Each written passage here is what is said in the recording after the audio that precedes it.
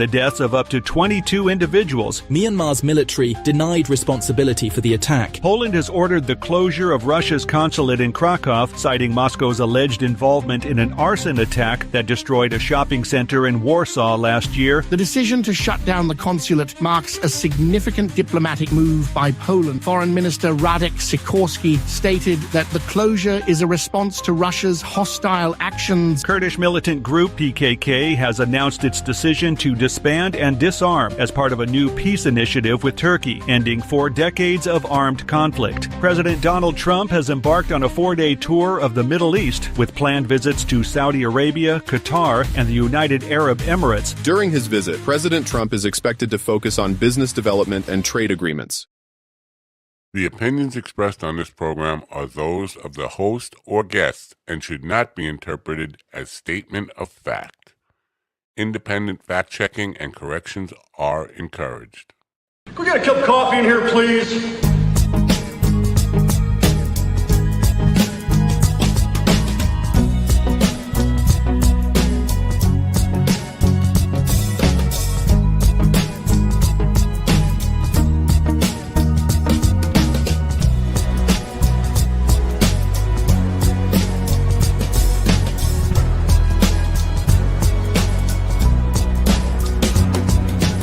Damn good coffee and hot. My dog is your mind's best friend.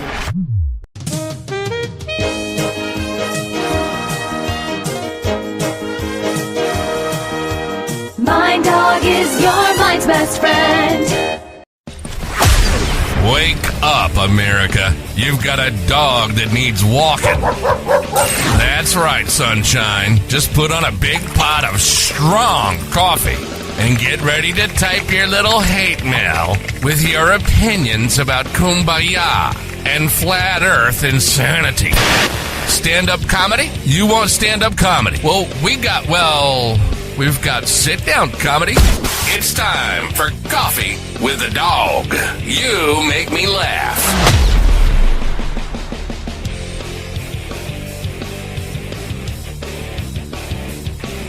Yeah, that's what I'm talking about.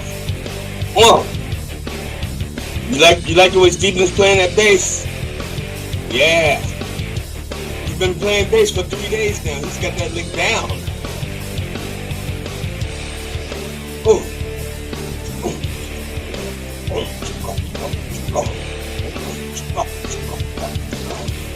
That's the old black man rap. Yeah.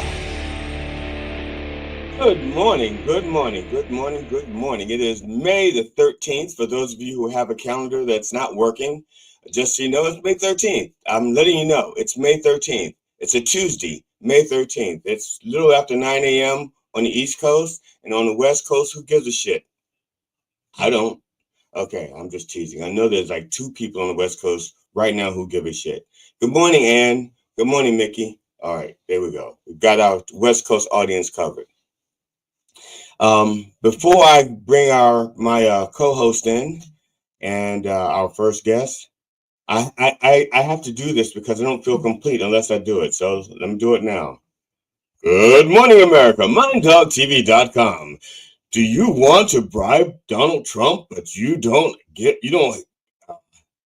can't afford to give him a jet plane or buy his meme coins or afford any of his other acceptable ways of funneling money to his accounts?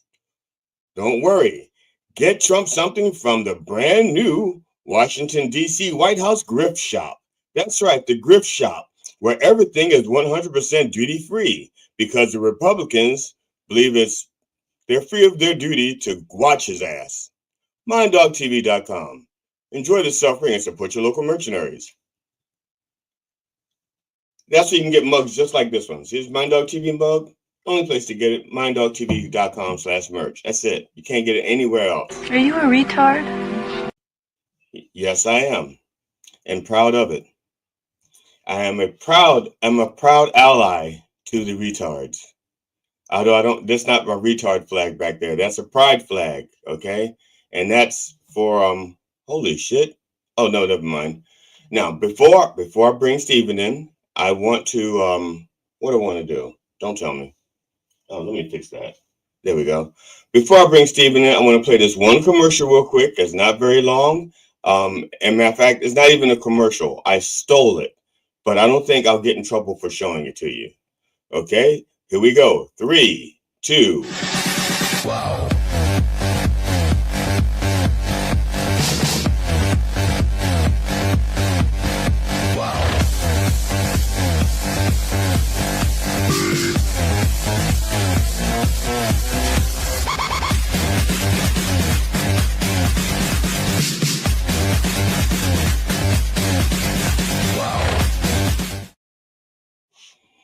Good morning, Steven.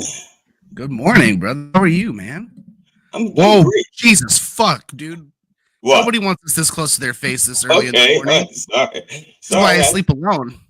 I thought it was body odor. I didn't know it was.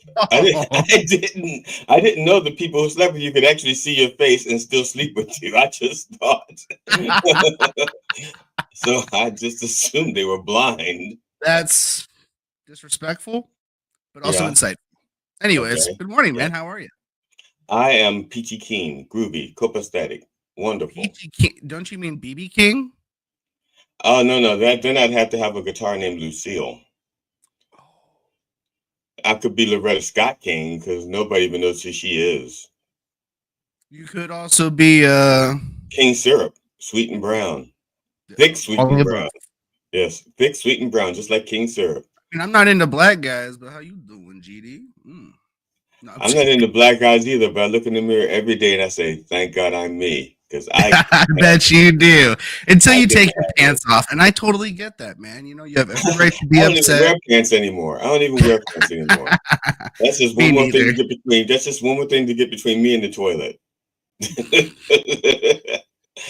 Which is where I do my best. What an old guy thing to say. Speaking of that, where's Matt? Is he out getting his fourth colonoscopy of the year? I forgot. Something to do with the paint job.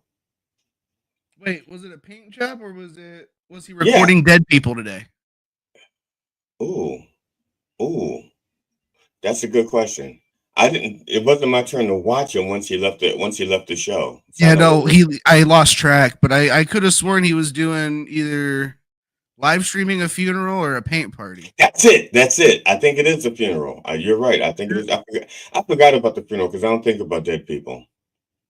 I'll be joining him soon enough. I paint dead people. People all the time. There we go. So, think about your introduction for Lizzie Ann, because when she gets back to her chair, which we can see that she's not there in the room. Let me tell people about our show today. Today we have 2 scheduled guests. The first one is already in the green room. Lizzie Ann, a comedian out of Indiana, right? Yep. Indiana, probably Indianapolis, Indiana. Nope. So what? It doesn't matter. Grand Forks, South Bend, and that is not a position that she likes to take in doing comedy, but it's a real town. It is a real town. Yes, and our other guest scheduled today is John Wanzilak. Wanzilak, and he's an author of a children's book and a coloring book for children and adults, and he has a Kickstarter. And I checked it out. He doesn't need any more money because his goal was reached, and he's hit it by $28. So you don't need to send him any money. All right. If that was his goal and he got it, why send him any more money? Why does he still have a Kickstarter, damn it? You got your goal. Take it down. So, but that's just me. Yeah. What, you looking at his Kickstarter? I'm looking at the viewers count, and there's none. Well, it was 1 until I started talking. Actually, until after I brought the commercial on. Yeah, well, if it makes you feel any better, they're not watching me either. Well, I think Matt took his bots with him. I mean, just so if you don't, do you know something? And I don't know if he did he do Rumble? I don't know if Rumble's on there. We got Rumble. Everything's normal on there. It looks like. Okay. All right. Maybe Matt's the draw. He can't give this up. He cannot give up the day job. Yeah, maybe he's wrong. Maybe he has to stay here. Well, you know what it is? He has like 11 computers. I'm willing to bet they're all online and send it to He's all 11 viewers every day. I mean, obviously, we get more than 11. We have the radio side and the Rumble and a side. lot of them tune in, and I noticed that our viewership doubles after the 10 o'clock hour. Well, it does, and this viewer count that we get, live viewers, only shows us the social media side, which is stupid. I wish we could see all of it. I thought it was just a YouTube. It's just a YouTube. I see X, YouTube, Facebook. Oh, you? Okay, I don't see that. I don't see that. Sorry. Why are you sorry? Shut up.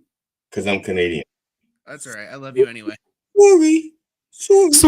Sorry. Okay, now that Lizzie Ann is back in her chair, you can introduce her since you know her so well and ask her about stuff.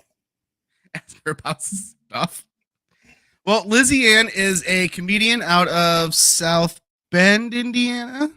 Oh, you were so certain when you was correcting me. Elkhart? You were so certain when you corrected me. When you corrected me, I said Indy. I just knew it wasn't. Don't you come at me. I said I knew it wasn't Indy. Yeah, but you said South Bend. And then I just asked if that was like Okay, she is a comic from the Michiana area who is hilarious. She's badass, easy on the eyes, and most importantly, she's here now. There you go. An intro. And you should have brought her in. That's what you do. Oh, I have to hold. Look, you're the door guy. Sorry, door man. Door boy. No. So good morning, Lizzie. How you doing? Good morning, Liz. Good. How are you guys? All right. Now, do you want to be called Liz or Lizzie? Because it says Lizzie, but he called you Liz. It's Lizzie. My bad. I'm not mad. I mean, Jeez. Getting roasted. It's all right. Grilled already. Me or you? Me. Oh no, it's all good. Can't do nothing in this place. Anyways, good morning. How are you? Good. How are you?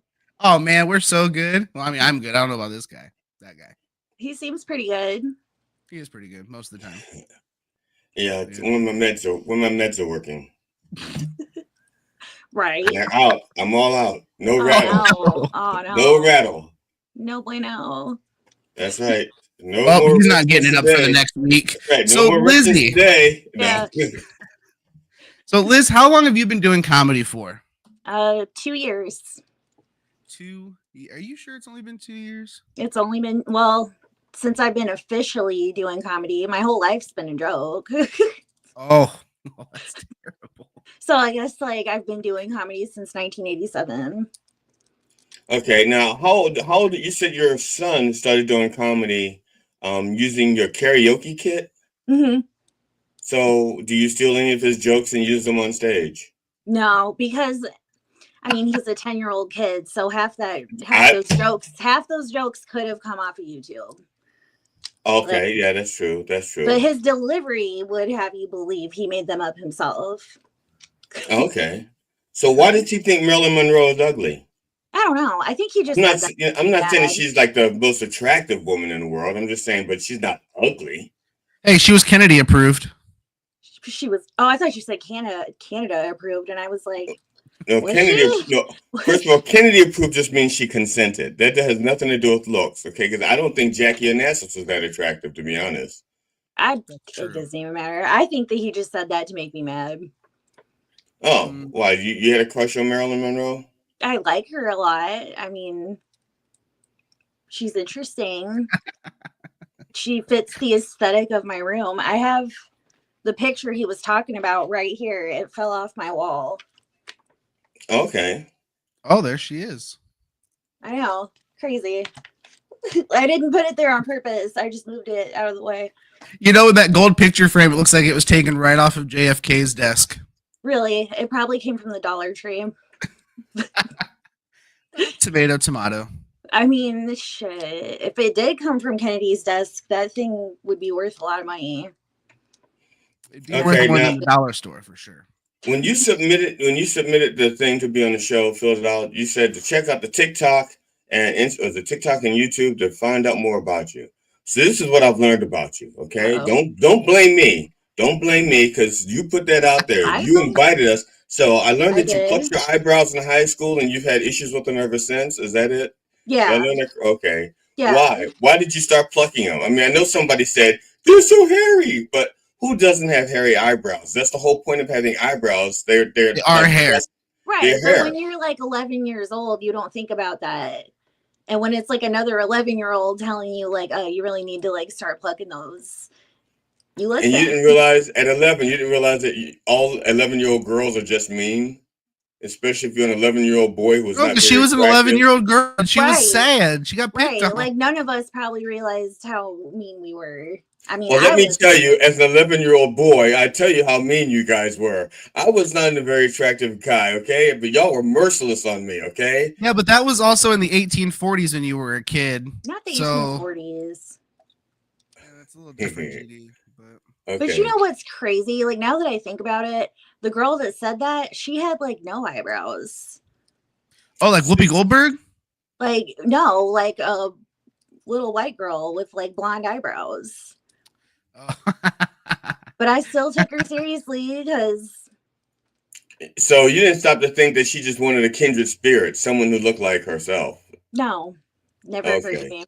I was very sheltered. You got to understand, like I was homeschooled for most of elementary, so you can blame it on your parents because they didn't teach you that 11-year-old girls are mean.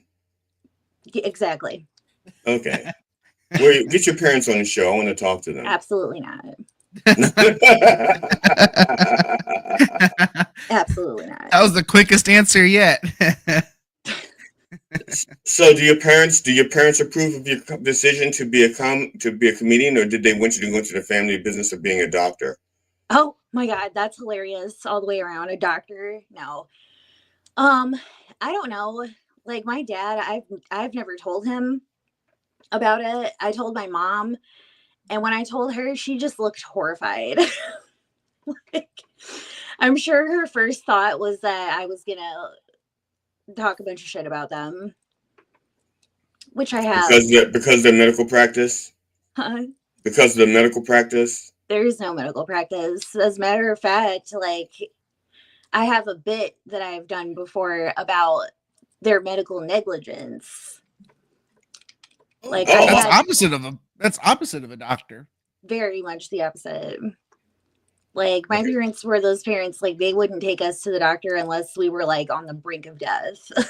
Which is actually what a lot of like doctor parents do. I've heard like a lot of people with nurses for moms, their moms are the same way. Like they won't take them to be seen unless it's like a crazy emergency. Well, my aunt's she's a head nurse in Atlanta, and she's not like that. If anything, I think she's kind of the opposite. Like, if anything can even be mildly misconstrued as anything besides like being sick or having a scrape, she's like, we're going to the doctor right now. She's a fucking scary. Like my cousin's been to the doctor like twice a week since he's been born, I think. Oh my gosh. Yeah, it's pretty bad. Wow. Yeah. That's wild. See, and I was gonna say it's because she's a head nurse. I know a few head nurses, and I'm saying that without any snickering. As much as I want to snicker, I know a few. Now head everybody's nurses. Snickering. Yes. I know. I was actually holding it in, and then you had to say something. Right. Yeah. So, but I'm a head nurse. Yes, and I know quite a few head nurses, and some of them actually that's their job title. But the ones that they are very conscientious about making sure that people go to the doctors and stuff like that. So I think it's the well, like my mom wasn't a nurse, but my mom did work in an emergency room. Mm-hmm. And she was a person who she actually was a recruiter. She got the patients to bring into the emergency room. She was a very violent woman. And no, so, 20 minutes into this episode, and you already brought up your mom. Yeah, you brought her up first. That's true, I did. So, and she would not take us to the hospital at all. Damn. I mean, I had a broken bone. She wouldn't take me. I had a blood clot. She wouldn't take me. I got bit by rabies. She didn't take me. Not You got rabies. bit by rabies. I got bit by a rabid dog. Oh. But okay. But she didn't take me because I didn't tell her. Oh. I got bit. That's Because your fault. yeah, that was self-preservation. Because was it? Yeah, because my dog got bit. My dog also got bit, but I had a puppy, a Saint Bernard puppy, and the rabid dog that bit me bit my puppy also. Aww. And it bit me because I was trying to save a little retarded kid from being bit by the dog. Because when the dog comes walking down the alley, foaming at the mouth and shaking his head like this, and all the kids knew what that was, so everybody jumped over the fence so they'd be safe from the dog. But Junie, I don't know what his real name is. I know he was the firstborn son of that, but so he was a junior. We all called him Junie. He was retarded, and he just sat out in the alley, just playing with rocks. And so his sister started screaming, my brother's out there, my brother's out there. So I jumped over the fence. I picked up her brother, and I brought him to the fence, and they grabbed him. And while I was doing it, the dog bit me in the leg. But it also bit my Saint Bernard puppy. And when my mother found out that the Saint Bernard puppy got bit by the rabid dog, she had it put down immediately. Oh man! And because of that, I wouldn't tell her that I got bit too, because I wasn't sure that she wouldn't have me put down. Yeah. So how many brothers and sisters did you have? I was expendable. I was the youngest. I was gonna say you were expendable. So yeah, I was the youngest, and I wasn't planned. Oh shit! the ghetto version. Oh my god! Just so you know, John, I lived in a middle class neighborhood. My neighbors were doctors and professional athletes. Thank you very much. Yeah, he didn't grow up in the slums. Racist. Can't you tell by the way I talk that I didn't grow up in the ghetto? Jesus Christ. Yeah, he's not in here like, yeah, what up, ma? Yeah, shit was rough for real. Oh no. Yeah, see? I can be an actor. And as a matter of fact, John, to make things worse, not only did I not live in the ghetto, and not only did I speak proper English, but I had the hot mom. So yeah, it was really bad. Did you just call your mom hot? No, everybody, all the other kids called my mom the hot mom. I didn't have to call my mom the hot mom. I called Mrs. Hawkins the hot mom. Oh, nice. Yeah. And that's another issue altogether, which I could sit on the couch and talk about, but that's something else. So, Lizzie, so Stephen tells me that you have the hot mom in your neighborhood. I am actually. Okay, so now how many kids do you have? I have 4. Okay. You don't think you should have cooled off being a hot mom after 2 kids? I'm just teasing. I mean, you would think it would have worked that way, but no. I don't control it. Now, listen, it's fun in the process. Right? Well, I know a lot of people who became parents just for material but you were only doing comedy for 2 years. So it's not like you had the kids because you were doing comedy for 5 or 6 years, ran out of material. I didn't have them for the plot. No. Right. Okay. So was there another strategy in having the kids? A strategy? Yeah, that's the reason why people have kids, right? It's a strategic move, right? Wow. Ooh. Well, I didn't know there was another reason to have kids. I thought it was always strategy. Honestly, taxes. I don't know. You're right. My thoughts around it have changed a lot since I started having them. Because, okay, I was brought up in the evangelical Lutheran church where basically, especially if you're a woman, your whole purpose for being on earth is to have kids. Yeah. Okay. That's what you're supposed to do, and that's it. Right. But when I had my daughter, I was actually 17 and I wasn't married. And it was it wasn't an accident that I had her, but it wasn't really on purpose. It was just kind of at that point in my life, I had, this is not comical at all, but it's I just had such low self-esteem and I felt really, truly nobody loved me. So you were a comedian. When I got, when I had her, I was okay, yay. I have a little best friend now. She doesn't have a choice, which is fucked up. But when I was that young, I didn't know. I didn't see like how really selfish that was on my part. But now, I mean, me and her, she's 19 now, and she and I And are you're like still this. 17. Huh? And you're still 17. You haven't aged. Thanks. I don't feel like I have. That's fair. I feel like I'm 90, and GD is 90. So, yeah. Now, do your kids think you're funny? Sometimes. Other times they just think I'm cringe. Now, do they think you're funny when you're trying to be funny on purpose, or do they just think you're funny when you're trying to discipline them? It's like, oh, get the fuck out of here! You're trying to discipline us. That's funny. No, fortunately, no, they don't think it's funny when I try to discipline them. But also, like, I'm not gonna lie, I don't really discipline them very much. Like, I was going to say, what's your go-to threat of punishment? What's your go-to punishment? Okay, here you go. I'm your 10-year-old. I just came home. I was driving drunk. I just slipped into it at 4:00 in the morning. It's like, Ma, everybody drinks and drives at 10. Are you sure you didn't grow up in the ghetto? Because drunk 10-year-olds? That's more of like a growing up in the country thing. Okay. Well, that's not completely wrong either. No, if my son did that, my 10-year-old, I could see him doing that too. Because, like, he's one of those, like, curious kids that, like, yeah, oh my God. Like, he asks me every time we go to the gas station if he can pump the gas. And I'm like, no, that's legal now. Like, you can't. But, no, if I really have to discipline him, I just yell. I yell. And, like, if I can't get through to my kids, then I'll just, like, call their dads and make them handle it. But most of the time, I don't have to do that. Okay. Carl Mann has graced us with his presence. What's up, Carl Mann? I miss your accent, buddy. You should come on here and make me all excited with accents. Anyways, back to you, Lizzie. Oh. Well, now I forgot what I was talking about. Oh, you're talking about beating your drunk kids 10-year-old. Oh, yeah, yeah, you're talking about beating your do kids that. senseless with a broomstick.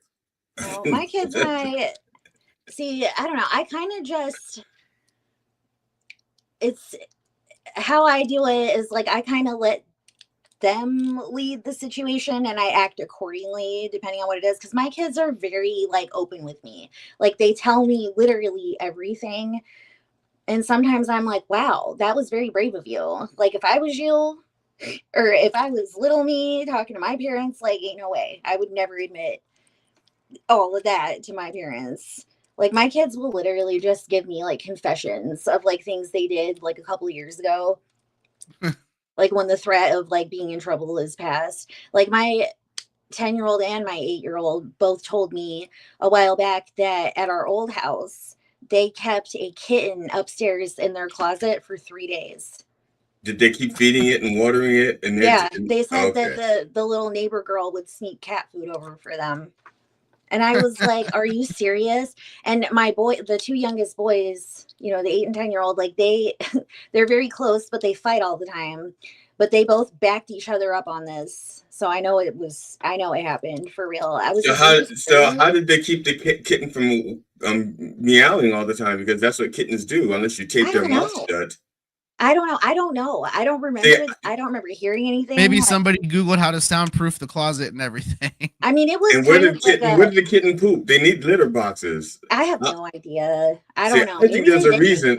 I think there's a reason they waited so long. I think the statute of limitations on what happened to that kitten has passed. Yeah. And my son, like, he literally told me, he's like, well, it was easy, Mom. You were asleep all the time. And I'm like, well, damn. Now, I don't know. There's some splaining to do, Lucy. I'm just saying, there's some splaining to do. Sleeping all the time is not, no, there's something else.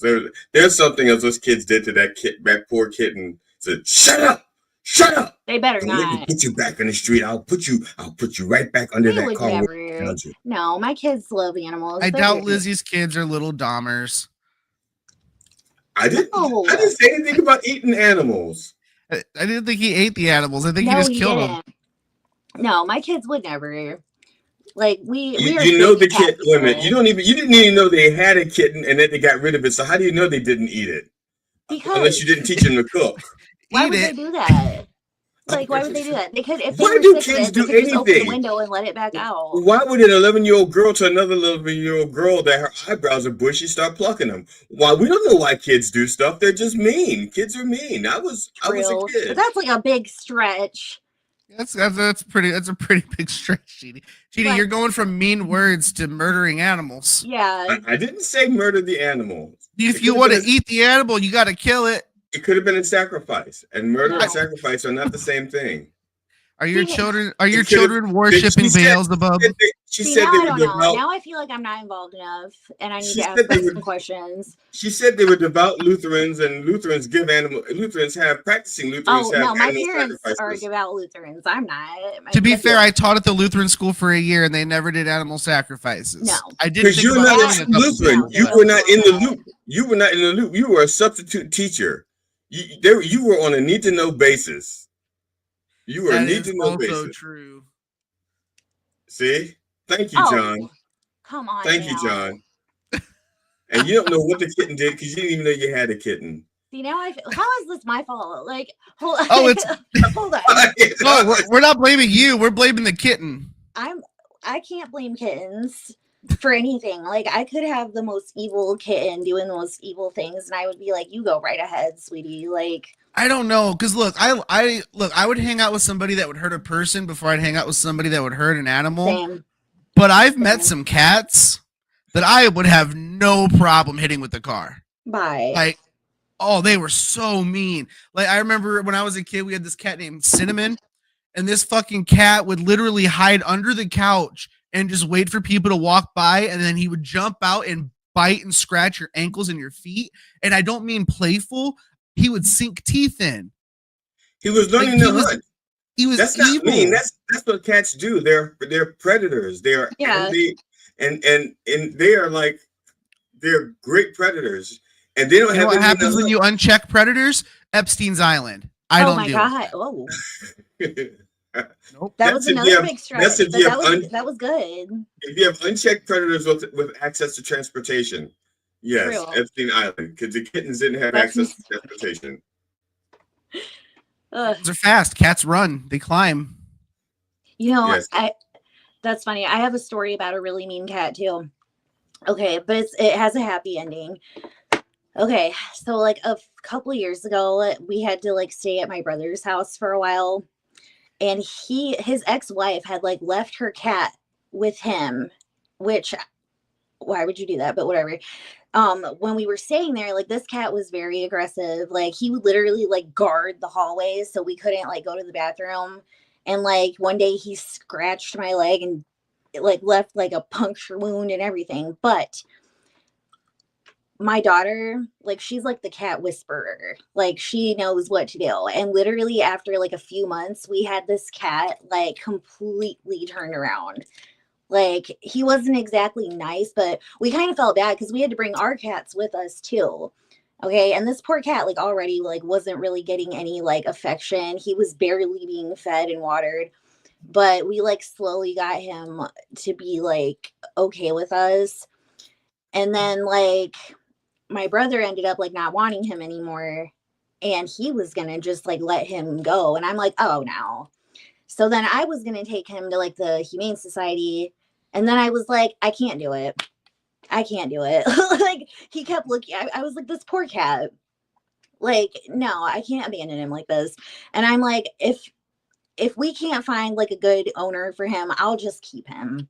Like we did end up finding somebody. Like my daughter had a friend that took him in. We drove this cat all the way from Edwardsburg to Bremen. So he could like live out the rest of his life, you know, in peace. Like I felt so bad for him. And like my cats would bully him, like because I had just rescued like a kitten. Her name's Caroline. And back then, like before she was fixed, like she wasn't scared of anything. Like she would walk up to this mean ass cat and just like bat. And then he would get upset and start, you know, retaliating. And then my other cat, Jinx, like he would jump in to like defend Caroline. But it's like, dude, Caroline started it. So the poor other cat, Binks, like he's getting ganged up on all the time. And so, yeah, me and my daughter tried to give him like special treatment until we rehomed him. That's like, I'm proud of that. That is a much better story than I thought it was going to be. Because when you said you had a story about a mean cat, I really thought it was a euphemism for my first wife's pussy. So I'm glad, and I was just wondering how that was going to turn out. But what? Oh, like you didn't have a first wife with a mean pussy? What does that even mean? Like, I don't know what that means. Exactly. What does that mean? Like, does it have teeth or? Let's just say that if she opened her leg, a little light came on like a refrigerator. That's how close she was. But that's no, my well, I have two of them now. My first ex-wife was like that. Yeah, my second ex-wife was also very similar, but it happens. She had a light in her vagina. No, she was she was an ice box. Oh. The only thing you find in there is like leftovers and hate, frozen meat. Yeah. Frozen meat and other people's meat and hate. Yeah. Like a community fridge type deal. Yeah. And you kept going back?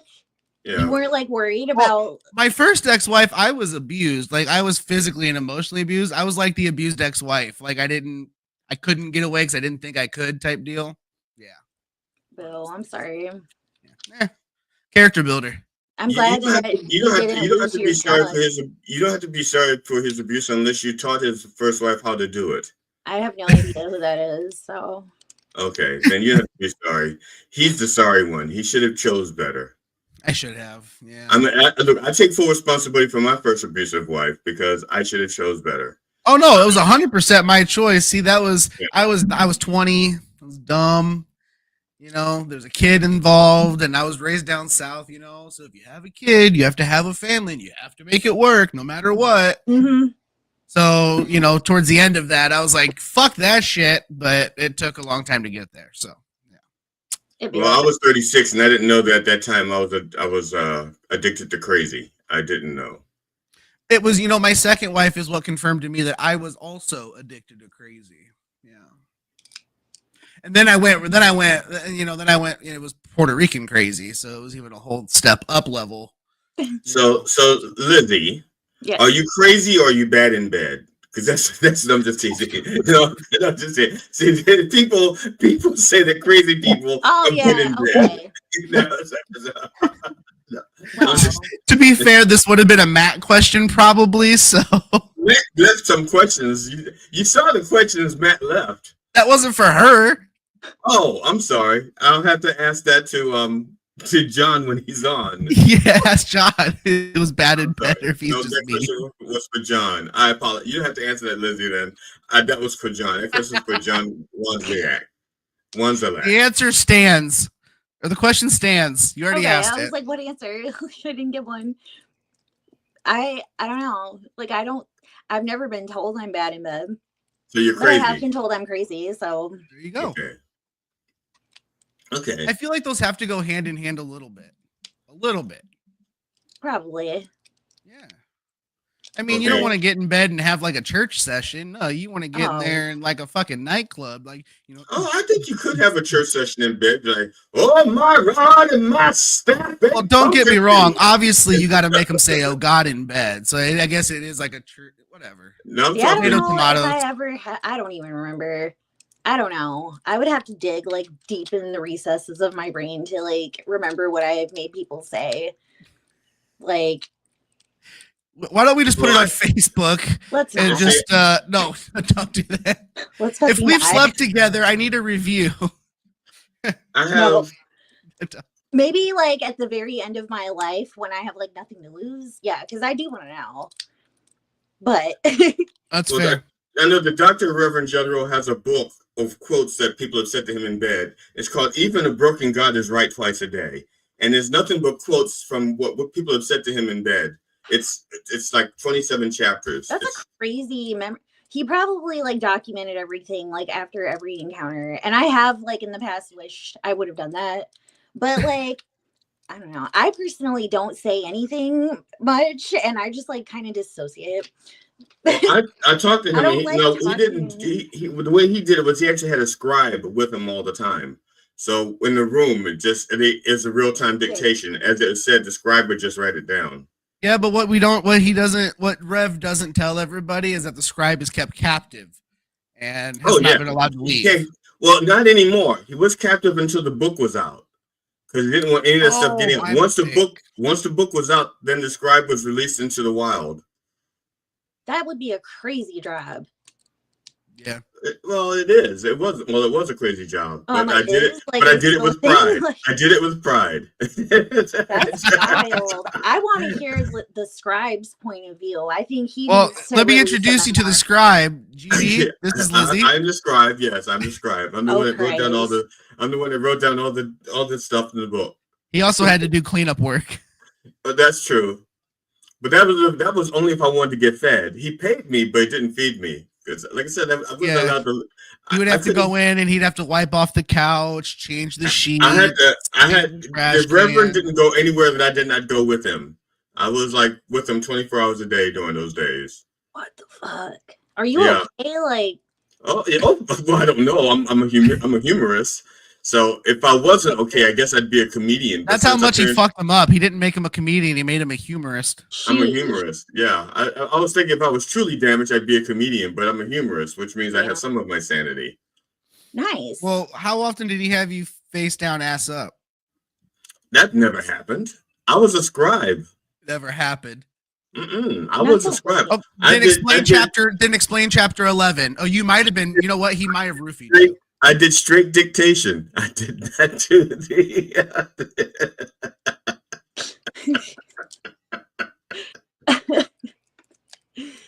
I'm sorry, it's supposed to be about you, and it became about the Reverend and his book, which is coming out in September. Okay.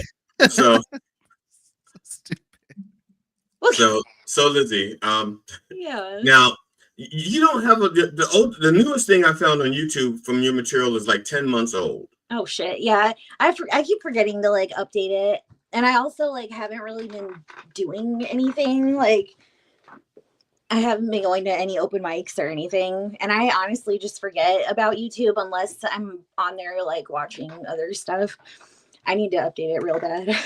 Okay. Well, and on the tiki-takis, as we say in my generation, the tiki-takis, we noticed that most of it is more therapy than it is comedy. So I noticed that the other day. Like I was going through it, looking at it, and I was like, "This isn't comedy. This is like memoir." Yeah, basically. And all those whatever on there. Like I don't know. Sometimes like I just have to say something, and I have to like put it out there. You know, and I guess like I like to give people the most authentic experience of me, which is that I'm not always funny and I'm not always in a good mood. Like, you know. So what's your style of comedy then? I would say it's mostly like storytelling. For sure. Okay, so who influenced you? Let me think here. No, you don't think, just feel. It's like you think somebody inspired you, you go like Stephen Ortiz, you know, or whatever comes to mind, you know, whoever inspired you to be. I have not inspired anyone. Don't throw my name in that book. Well, I mean, I don't know. Like I've kind of like I've met this comedian a few years ago. Her name's Genesis. And like I really liked her. Like we became friends like right away. And then a few years after that, I mean, she was the first person I reached out to when I decided I wanted to do comedy. And I think what made me like finally be like, oh, I need to be doing this is I came across like a video on YouTube, and I think it was a video that Mike Epps had done or something. And I just found myself going down this rabbit hole of like comedy and like how to get started and I was like, oh my God, like I need to do this. Like this, I'm kind of already doing it because, you know, I'm a bartender. So that's how I made a lot of my money. Like I would just make my customers like laugh. It was a way of like distracting them whenever I would like accidentally fuck something up. Like, you know what I mean? Like, sure. Oh, yeah. If somebody ordered a Manhattan and you got them a whiskey sour and you just laughed it off, it's like I would never make that mistake. I have mixed up an old fashioned with a Manhattan before, but I would never do a whiskey sour instead of a Manhattan. That's I'm sorry. I'm sorry. What a stupid thing for me to Yeah, say. A what a whiskey, fucking stupid yeah, ass thing to a say, whiskey dude. What sour the and a fuck, bourbon man? sour. How's that? No, a whiskey no. sour and a Midori sour. Go to your room. Ooh, that sounds so good. Midori sour. Yeah, It it's like is good. 9:45 in the morning. It was one of my favorite drinks. That was I my prefer other a go. fuzzy navel. Yeah, my go-to drink was Absolute vodka and orange juice, or whiskey sour, or a Midori sour. Those are my I three just go-to like a drinks. good whiskey on the rocks, or just like beer. I don't know. So if I have pretty basic bitch tastes. your kids come to you and they say, "Mom, I'm trying to decide if I want to be a bartender or comedian," which way would you push them toward?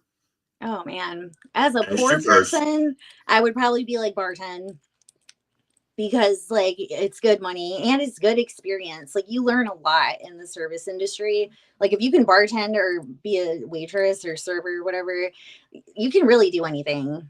Like it's a lot of multitasking and a lot of you have to be good at time management, you know. And I think yeah, but I would say like if we had unlimited like money, be a comedian. If that's what you would, if that's what you want, like do that. You know what I mean? Like if I had Okay. unlimited resources, I would absolutely do it full time. You know. Now, as bartending goes, it seems to me that being a bartender is like a gateway drug to blackmail It's a because gateway drug to drugs. you hear everybody's secrets, and if you don't, if you are a bartender of ill repute, you could actually start blackmailing people. You have to be yeah. So what's the juiciest thing you've heard without giving any names? You don't have to say Steven or anything like that. The most bizarre thing you heard from a client, a drinker at the bar. This guy told me, I don't know if it was true. This was years ago. I was working at Applebee's, and this was probably like, I think 2016. This guy, he was a truck driver, because this restaurant was like right off the toll road. And he sat there and talked to me for like 2 hours about his time being part of Hell's Angels. And he told me that they had like disposed of some guy for like, I want to say it was, I don't know, like he did something to like someone's daughter or something. And I guess and he just told me all that. And I'm like, I just met you, sir, but go on. Like, did the conversation end like, you look like the daughter? Were you not anything like that? no. Okay. No. Because sometimes those exchanges, when you start out with trucker, it's yeah. You start off with trucker, so it starts off creepy. I just didn't know if it stayed creepy or if it got like. No, he wasn't. Toward the very end, he goes. Like he was just telling the story. He was just a nice old man recounting his experience. Oh, okay. I didn't get any bad vibes. So the story ends with him saying, I went from being a Hell's Angels to one of the Lord's angels, and I do the Lord's work now. One of those. I had one guy come in, and this was a crazy one. Okay, it was a really busy day, and for whatever reason, like all the other like servers had like, I don't know, they weren't there, so it was just me, the bartender, and the manager. And this guy like wandered in and had like, I think 2 blue moons, and he started like acting very intoxicated. Like I don't know if he was on like medicine or whatever, but he like was like falling asleep, and my manager was like, you need to tell him like he needs to leave, he can't do that. And I'm like, isn't that your job? Like what the fuck? But whatever. And what ended up happening was this guy asked me if he could sleep in my car, and I was like, okay, listen. And he was really nice, and he gave me like, a really sad story. Like he was like a displaced like veteran or something, and I felt really bad for him. Like he was really nice, and and I was like really naive back then, and my manager was like not doing anything about it. So I'm like, oh my god. And the restaurant is like full, and I'm like running around like, and I'm like, fuck it, I'm like, just go ahead, it's unlocked. And then after my shift, like I didn't get out for like 3 hours after that. And I had to go to my second job, and I ended up like having one of the cooks come out with me to like, you know, make sure this guy didn't like try anything, whatever. And at first, like, we couldn't get him to wake up. And I'm like, are you fucking kidding me? Like, he died in the back of my car. He didn't. But he had me scared for a minute. And like this cook was like, Lizzie, like you're so fucking stupid. Like, why would you do that? And I'm like, I wanted him out of my fucking face so I could work. And like out of my face, so into my car. Like, wasn't that a song? Get out of my face and into my car. That was a song back in the 80s. And he was so grateful. Like he literally like cried and he was like, you're an angel. Da, da, da. And I was like, thanks, but don't ever come back here. Like And he wound up being your boyfriend for how long? How long did y'all date after that? Never saw him again. Never saw him again. We got all kinds of crazy people at that restaurant. Like I've probably waited on like serial killers without knowing. That's possible. I'm sure. I mean, like we literally are off the toll road. So say if you're off the toll road, yeah, you probably have just a conveyor belt of just weirdos coming through. Yeah. Yeah. That shit was wild. Like that was my first serving and bartending job. And I'm like, how did I make it out? Like, so what do you remember about the first time you took the stage to do comedy? What? What do you remember about the first time you took the stage to do comedy? I remember that it was fun. Like I wasn't really that nervous. Because I'd already like sat through an open mic and I already had like all my material and everything. And I did really good. A lot of people laughed. And I was like, I'm good at this. I'm going to keep going. And I did. And now it's like, I kind of look back and I'm just like, that shit really wasn't funny.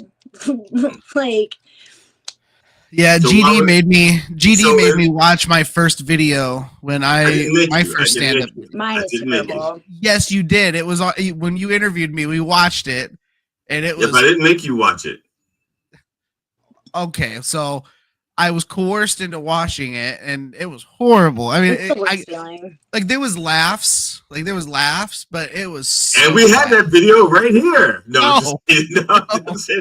Like, oh, and this is the girl that I brought with me to like record my first performance. Like, she was laughing so hard, like she couldn't keep the camera straight, and like you couldn't really hear what I was saying. You could just hear her laughing and like snorting. And so like you said wasn't that funny, so why was she laughing? Well, because she's my friend. I mean, it was funny. Like, it was funny. It's just like, come on, Lizzie, was it funny or not funny? But I don't. I'm just being hard on myself. Like, you know what I mean? Because I just got up there, and this is how I do a lot of my sets. Like, I'll just get up there and vent, or you know what I mean? Like, I'll literally talk about exactly what I'm thinking about at that moment. Like, you know, and sometimes it hits and sometimes it doesn't. But that video was bad. Like, the quality was terrible. Like, I don't think I have it up on YouTube. And if I did, I probably deleted it. Because we have it right here. No, the first one, oh God. Play the clip. Johnny, play the clip. We have it right here. Wow. No, I'm just teasing. I don't have it. I'm like, do you like... If you didn't post it online, I don't have access to it. I'm not I that would hope good. not. I'm not that good. I can only steal what's in public domain. I can't steal what's I was like, oh my God, like, do you work for the FBI? Like, what? Now, I did study cybersecurity. Nice. But Such that a hacker. That was many years ago. Back when computers were the size of rooms. Pretty much, yeah. Yeah. So yeah, I did have one of those cybersecurity certificates from Microsoft. Nice. But I didn't get any of the other certificates. Yeah. Well, actually, server 2003 for the servers and stuff. But, Microsoft Server 2003. Damn. Okay. Yeah, but that was again a long time ago, and I didn't get any of those certificates because it turns out the school was a fraud, and we weren't learning anything. That's beyond ironic. And the school got sued, and we won our lawsuit, but we never saw the money because they filed for bankruptcy. So I still had to wind up because I borrowed the money to go to the school, so I still had to pay the loan back. Oh, what? Yeah. So I had to pay the loan back to a school that was fraudulent, that got sued, lost this case, filed for bankruptcy, didn't pay out. Oh my god. And so I did the same fucking thing, dude, in I'd be suing everybody. 2014 or 15. I think I went to Brown Mackie College, and they were like, you know, they were the big thing, commercials everywhere. They had nice big buildings. Yeah. And I signed up, and I went there for like a year, and like right after my first year, they ended up like getting a bunch of lawsuits and shutting down, and no one took their certificates, no one took their degrees. Like if you got a degree from there and you took it to a business, they were like, okay. So when I went to the school for the interview for the application, I took my wife with me, and I took one look at the woman. I said, she is way too hot. She's there to like wheel guys in. It's like she's too hot, she's too polite, she's too flirty. And so I was very suspicious. And my wife says, but it sounds like a good opportunity. And I was thinking to myself, and so I listened to my wife because I signed up. It was bad. It was bad. Okay, it was a bad decision. Bad. Yep, I regret it. Cost me like $12,000. I didn't get the money back, but they wiped it clean. So I lost the money. That's the least they could do. Yeah. I lost the money in the sense that I paid back every damn dime, and it was close to $20-something thousand. Oh, I paid my student loans off. I had close to $30,000 in student loans from IUSB that I paid off. But yeah, Brown Mackie would have cost me close to $40,000 to go there for the 4 years, and it would have been for nothing. What were you going for? I was going for paralegal. Okay. You can't. First of all, you're paralyzed. You can't go paralegal when you're paralyzed. That's the reason I chose it. It was in the name. That's para. Yeah. You saw the word leg. You saw legal. All you do is you saw the word leg in there. It's paralegals. I can get legs. Yeah, hell yeah. 4 years and I'll be walking again. 4 years I can get a pair of legs. All right, yeah. And then in orientation, they're like, no, you're gonna be a lawyer's bitch for the rest of your life. And I was like, oh no. Fuck. I don't want to do that. That's funny because like I literally the other day was like researching it because I was thinking about going back to school for something along those lines. Well, I'm not paralyzed though. That is true. That's true. You're not paralyzed. I'm not. You have a pair of legs and they work, so that does give you an advantage. Yes. Why that has anything to do with reading books and taking tests, I don't know. Guy. But we'll figure that out. So now I'm sure that in the 2 years that you've been doing this, you must have encountered a comedian that you really wish, that you really hope they never ever make it success. They never succeed in comedy. You don't have to tell me their name, just what they did, since you wish that they never make it big in comedy. Man, I really try not to even like spend time thinking about it. Yeah, but you did. We all do. Go ahead. We all do it. Here. We all have somebody we go, I hope they never make it. I hope they never tell another funny joke as long as they live. I hope they die and go to comedy hell. I have a couple people that I hope that every time they tell a laugh, they just hear nothing. Honestly, like I've never had that thought. Like then you're not a real comedian. Get off the stage. Remove her. I'm in my room. She's done. She's not written up this, you know. I was like, damn, he really kicked me off. No, for example, I didn't do it. Steven did it. I did not. Don't you put that evil on me, Ricky Bobby. I don't have beef with very many people at all in the world, the comedy world that I'm involved in, which is Michiana, Fort Wayne, Southern Michigan, and of everyone that I know, right? There's two people that for some reason have disliked me since day one, and they're shit talkers because I've had, a dozen or more people come back to me and be like, yo, this person talks shit. And I'm just like, okay, cool. And honestly, to me, it doesn't bother me because it just means that I'm doing something right. But right. I do actually have a story. I just remembered it and it's real juicy. Okay. Spill the tea, girl. I'm about to. Oh my God. This happened a few weeks ago, actually. All right. Like, I had gone to my first open mic in like about a month. And I only went, even though I was extremely tired, I went because I had a friend coming from out of town to also perform that night. And I was like, let me go. Because, like, you know what I mean? I would have felt bad. Like, he also came out to see me. So I was like, okay. Well, we're sitting there and like, he leans over during the show and he's like, hey, I'm trying to get my friend to come out. Do you know, let's call her Mary. Okay. And I was like, when you say come out, you mean out of the closet or out to the show? Out to the show. Okay. Yeah. And I was like, okay, this person had like a really distinctive name and I knew exactly who it was. I don't know them, but I know who they are. And I was like immediately on edge because I'm like, this person, all right, she's allegedly involved with the disappearance of one of my friend's brothers. Okay. And there's like it's talk around town, word on the street is, she paid the cops off. Like she did something or was involved with this guy disappearing. Okay. So when he said that, I was like, are you fucking serious? Because the friend whose brother disappeared is one of my dear friends and also a comedian. And at this venue, he used to, work there. He doesn't anymore. But I was like, is she fucking serious? Like, she's going to show her face here? Like, even though the brother of the guy who disappeared, like, isn't at that venue anymore, the bitch had to know, like, a lot of his friends would probably be there. Like, are you insane? And I was like, okay, whatever. Like, I don't have to talk to her. Well, she shows up. She sits on the other side of him. And he leans over to me and he's like, where's the list so she can sign up? And I was like, first of all, it's too late. Like, the list goes up at 7. It's full now.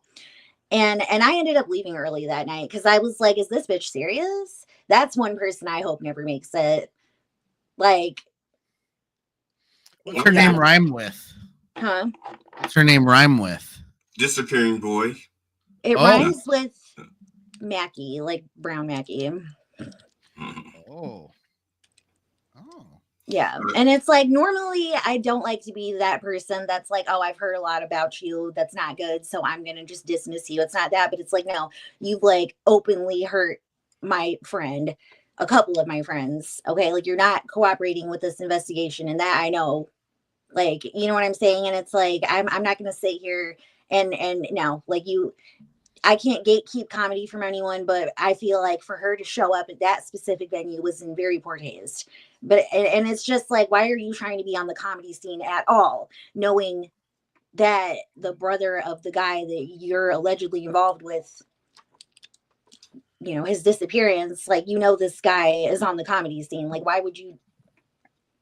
What are you doing? Like, I had to leave because I was like, if I stay, it's gonna be, yeah. Like, I did my set and I really I got up there and, like, I don't know, I tried to like say something to make her feel uncomfortable, but like, I don't think you can make people like that feel uncomfortable.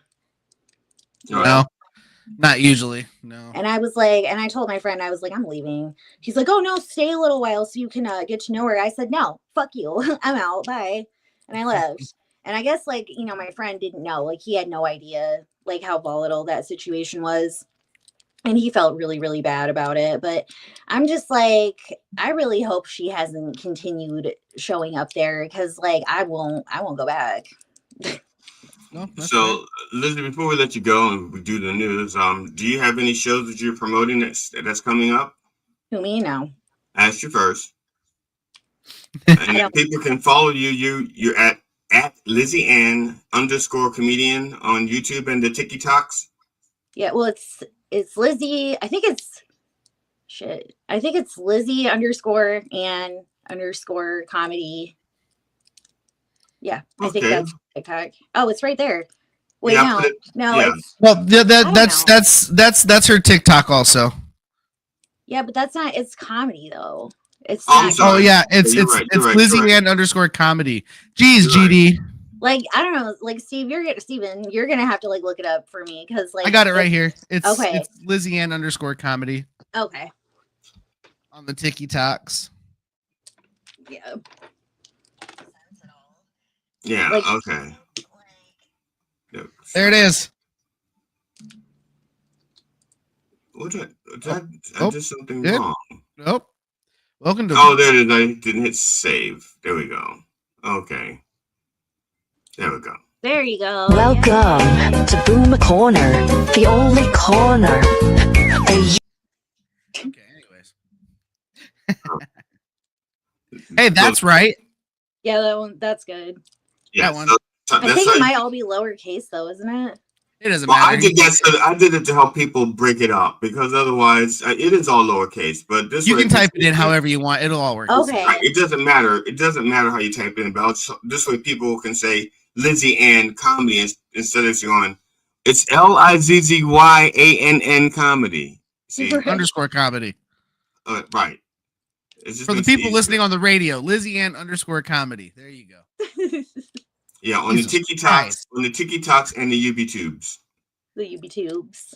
And It if you sounds like now, something gross. and if you're following her, if you are following her, her comedy bits are on YouTube and her therapy sessions are on the TikToks. Thanks. Well, I didn't do it. I mean, you No, did. I know. I like that you said it that way because that's like a nice, like easy way to explain it. Like whenever I try to explain it, I'm just like, it's a hot fucking mess. Enjoy it. Like, Well, I just happened to notice a pattern. And she hasn't updated her YouTube comedy stuff for at least 10 months. So you'll be watching stuff that's like a year old in 10 months. And so it's okay. I'm just saying not everybody updates their stuff like that. right. And like when I started posting like my stand-up, like, you know what I mean? What I was doing, I was posting it mostly for like, you know, friends that couldn't make it to come watch me. You know what I mean? And I also kind of wanted to like document sort of in like real time, like what it was like, you know what I mean? Like I wasn't editing my videos or anything. I was just like, look, like I'm a rookie comedian and sometimes I'm great, sometimes I'm terrible. And it's just all there, you know, just unfiltered. Like it's like a real just documentation of like the experience. But I don't feel like that really translates well like over the internet. Like people are like, why the fuck are you posting this? Like this is trash. And I'm like, yeah, it is, but it's real. Like, you know, that makes sense. All right. Well, Lizzie, it's been great talking to you. Yeah, you too. Thank you for having me on. Oh, sure. And we apologize for the fact that Matt was not here. He did have some dead people to go see. Okay. Yeah, he had to go live stream a funeral. I was gonna make a joke about that You can. a while back because I didn't know that was a thing until I saw like someone posted like, and I was like, really? I guess it makes sense. Like, you know, I could see it being a thing during COVID, but I'm just like, just crazy. It's crazy like how far technology has come. It's for the views. He's doing it mostly so people can comment and watch. You know? Oh my god, that's insane. I mean, I don't know. I think the police have him doing it so they can see if the killer shows up. But yeah, I'm pretty sure this has to be some sort of sting operation because he's miking up the priest and everybody. Like, yeah. He's got a hidden camera in the coffin. They're catching Nabla. Oh my god, that's. Yes, it's a 4-camera shoot. The 4th camera is in the coffin. You can get to see which people are actually body point of view.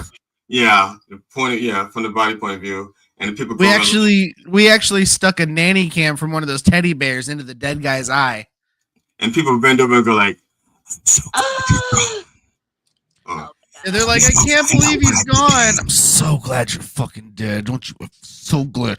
I'm gonna miss him so much. So fucking never come back. Yes, right. I got dibs on your widow. I got dibs on your widow, just so you know. I'm gonna make your wife feel like she's dead too. Oh my god! See, now I don't want to feel. So, but thanks a lot, Lizzie Ann, and then we'll see you around. All right. See you soon, Lizzie. We got to hang out soon. Yeah, we will. Definitely. All right. Thanks, guys. See you now. See you. And now for the news, which Matt would never do on time, so why should we? Yeah, Here fuck we go. The news. Kurdish militant group PKK has announced its decision to disband and disarm as part of a new peace initiative with Turkey, ending 4 decades of armed conflict. The PKK's decision follows negotiations aimed at achieving lasting peace. Turkish officials have welcomed the announcement, expressing hope for a new era of stability. The disarmament process is expected to be monitored by international observers. Both parties aim to implement the agreement fully in the coming months. Poland has ordered the closure of Russia's consulate in Krakow, citing Moscow's alleged involvement in an arson attack that destroyed a shopping center in Warsaw last year. The decision to shut down the consulate marks a significant diplomatic move by Poland. Foreign Minister Radek Sikorski stated that the closure is a response to Russia's hostile actions on Polish soil. The Russian government has yet to respond to the consulate's closure. Joseph Ickerson reporting. A military airstrike in Myanmar's central Sagaing region struck a school in Ohe Tain Twin Village on Monday, resulting in the deaths of up to 22 individuals. Myanmar's military denied responsibility for the attack, attributing it to opposition forces. However, eyewitnesses and aid workers confirmed the strike and accused the military of deliberately targeting civilian areas. The opposition National Unity Government condemned the attack, warning the death toll may rise. Benjamin Wright reporting. That's right. And that was premature newsolation. Premature newsolation. I did not mean to hit that. Yeah, that's what I wanted to do. But so, and just because we forgot to do it, because I was focusing on this. Wow.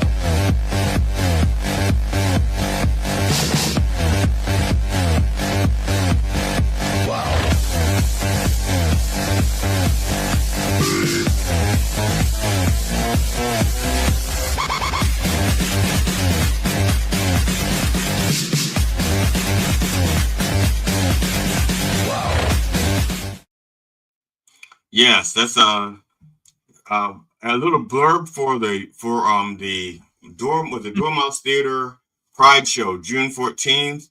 Headlining is Jamie Schreiner, featuring Danny Lang and Amira Sanders and somebody else, and Melanick, right? Melnick. Nicole Melnick, yes. So check that out. June 14th. Doors open at 8:30. The show starts at 9. This is at the Dormouse Theater, June 14th. And where's the Dormouse? Is that in Kalamazoo? Kalamazoo, Michigan. Kalamazoo, Michigan. Check it out. Check it out. Check it out. Another Slaptail production. Slaptail Nation. If it's a Slaptail production, you know it's going to be a good one. It's a Slaptail Nation production. So you heard Steven. If you slap that tail, it's going to be good. That's exactly right. That's their motto. If you're slapping the tail, it's a good show. Nobody knows wood like Slaptail Nation. There you go. Simple, very simple. Now, I have well, while we're waiting for our next guest to show up, we have like 2 minutes to kill. So Steven,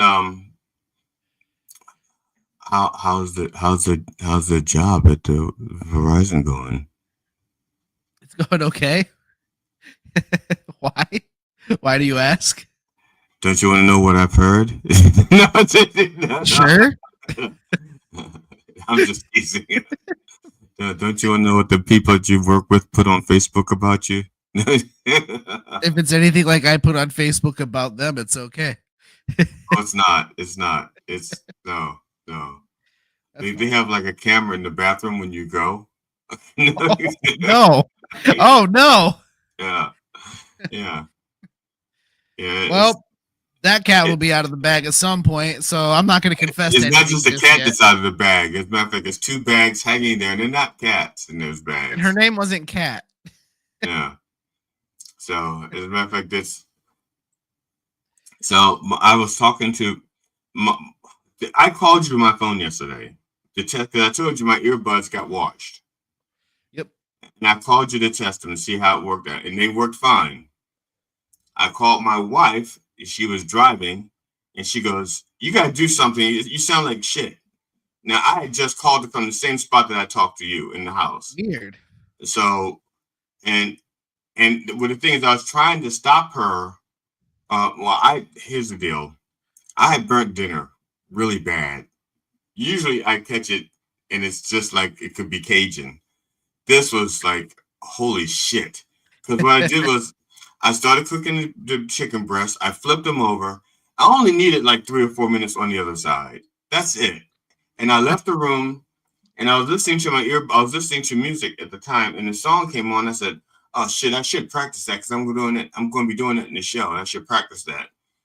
And I walked in, now I'm cooking dinner. I only needed 3 minutes. I left the room. I come in here. I pick up the guitar. I tune it up, and I play the song like maybe 5 times. The song is like 3 minutes long. I was about to play it a 6th time. In fact, I was in the middle of playing it a 6th time, and there's smoke. I'm like, oh fuck, the chicken. So I ran in there, and there was like smoke all over the house.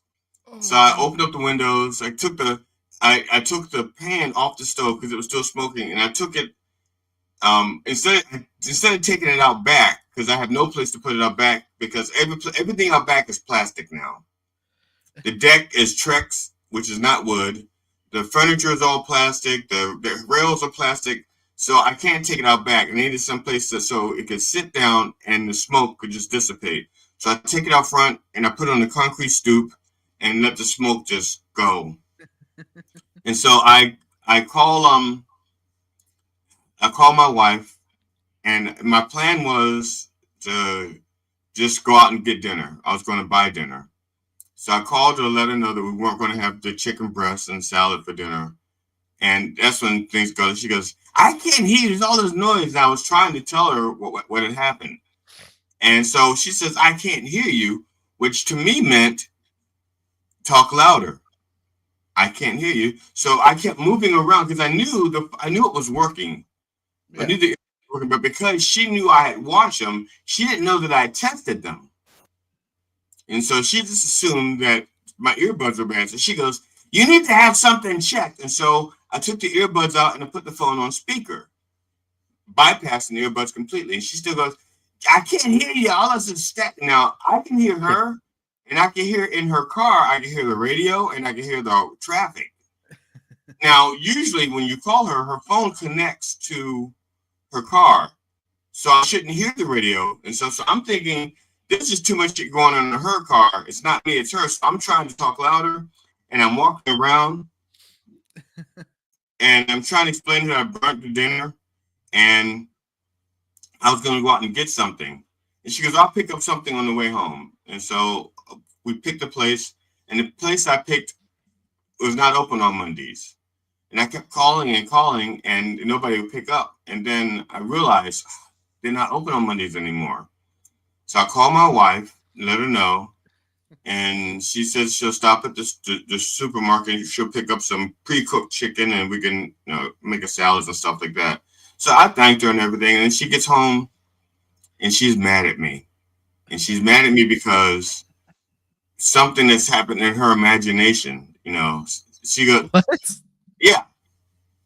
She took it personally that I was talking loud, and she goes, first of all, I don't appreciate you yelling at me on the phone. I said, I wasn't yelling. I was trying to talk loudly so you could hear me. She goes, I told you I couldn't hear you. What makes you think yelling louder would make it better? I said, I wasn't yelling. I was talking louder, and I was walking around the house at the same time trying to see if it was a signal issue. I said, I walked, and that's why I kept reading. She said, and then you kept repeating yourself. I said, yes, because I'd say it here.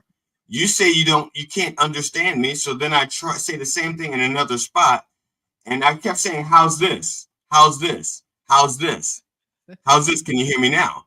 And she's going, you just kept repeating the same thing over and over again. I said, yes, because I was changing spots. She goes, I was changing places, looking for a good spot. She goes, how am I supposed to know that? I said, it's not that I expect you to know that. I said, I was trying to resolve the issue on my end.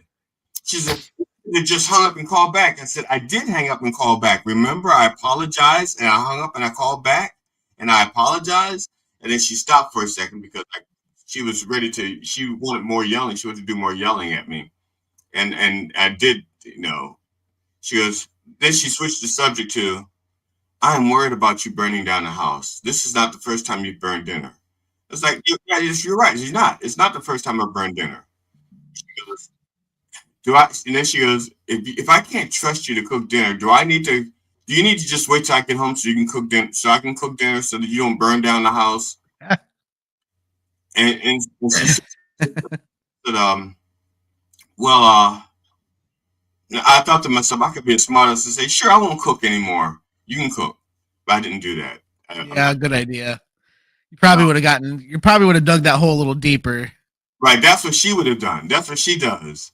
If I had said that to her, she goes, fine, I won't cook anymore. You just so unappreciative. I was like, look, and I told her, I said, look, I know what I did wrong. I said, I'm sorry, I walked away from dinner. I said, usually, I have the presence of mind to, if it's 3 minutes, I can wait the 3 minutes. But I know that how my brain works sometimes. And so I have like a default thing. So if I know I'm walking away, I set the timer on my phone for 5 minutes. And that way my phone goes off, I go back into the kitchen. And I didn't do that. I just got caught up in the song and practicing and practicing and practicing and practicing. And I told her, I said, look, I know what I did wrong. And she just kept lecturing me and kept lecturing me and kept lecturing me. And just like, okay.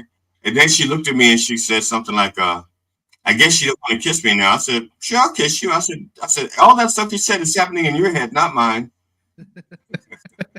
What? And did you get in trouble then?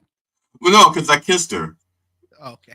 That makes everything. Yeah, when I kiss a woman, they forget everything. That's fair. Yeah. Except for how my breath smells. That somehow lingers. But other than that, it's like, all I can think of is onions and garlic and Wu-Tang Clan. I was going to yell at you, but all I can think of is Wu-Tang Clan and Beastie Boys. Why does your breath smell like Wu-Tang Clan and Beastie Boys? No, so but so now I'm going to call you after the show to make sure my phone is still working, because I can't call her because Oh, that was so sweet, guys. Steven muted his mic so you wouldn't hear him fart. That was coughed. Yeah. I don't care if y'all hear me fart. Those are quiet. It's just more like, that's fine. Now, our next guest has not shown up yet, and we were so prepared. We have questions and answers and graphics. Look, I got this nice, pretty graphic here. Look at that. Look at that graphic. Isn't that pretty? It's pretty. Yeah, that's his robot. That's his robot. What's something Bolt? Black Bolt, right? No. Electronic Bolt. What's his name? Something Bolt. Static Bolt. Bolt Voltage. Bolt Voltage. Yeah. Yeah. Nice little graphic there. See, I took the time to get that and put that in there. But that's right out of the coloring book. But now where's this guy at? Because now we got to trash him. I'm not going to trash him because his wife has pot. Oh. Yeah. Yeah, his wife has pot. And that could be beneficial later. If I'm understanding what pot is. Although what do you mean by pot? See, it says, now here's the thing, the book, the blurb in the thing, and the thing that Matt writes at the bottom, like hour one's guess, hour two guess. Yep. In hour two, it says that he has here it is. It says here his wife has POTS syndrome. Oh, that's different. But the problem is the S in POTS stands for syndrome. So he is saying that she has postural orthostatic tachycardia syndrome. Oh. It's like people that say ATM machine. The M in ATM stands for redundant machine. Yeah. So redundancies. Yeah. Right. So it's a redundancy. She has POTS syndrome. So I wanted to ask him about that. How, because it's uncurable. And I just wanted to understand more about that particular condition. And I was also curious as to why he still has a Kickstarter when he's already reached his goal. You can unkick it now. Speaking of Kickstarters, you didn't have a Kickstarter. You had a GoFundMe for your van. You don't need that anymore, right? Nope. So you've taken that money, you're using it toward the car, or is it specifically for the van? I used it towards the vehicle, yeah. Okay. Yeah. So I raised like $600. I used that towards it. So I have less than 1,000 to go before I get to pick it up. Okay.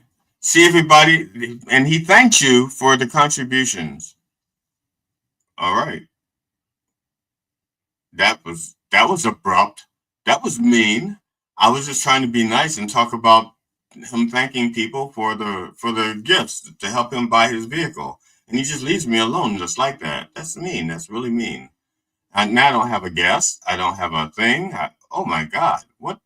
I don't know what to do. I'm here by myself. So let's tell you what we do. Because I was planning on doing this anyway. But let's do this. I have a show July 18th, no, July 19th. July 19th, I'm going to promote myself for a change. How's that sound? Does that sound good? Of course it does. July 19th, where is that? Because I don't know the details off the top of my head. I should. Here we go.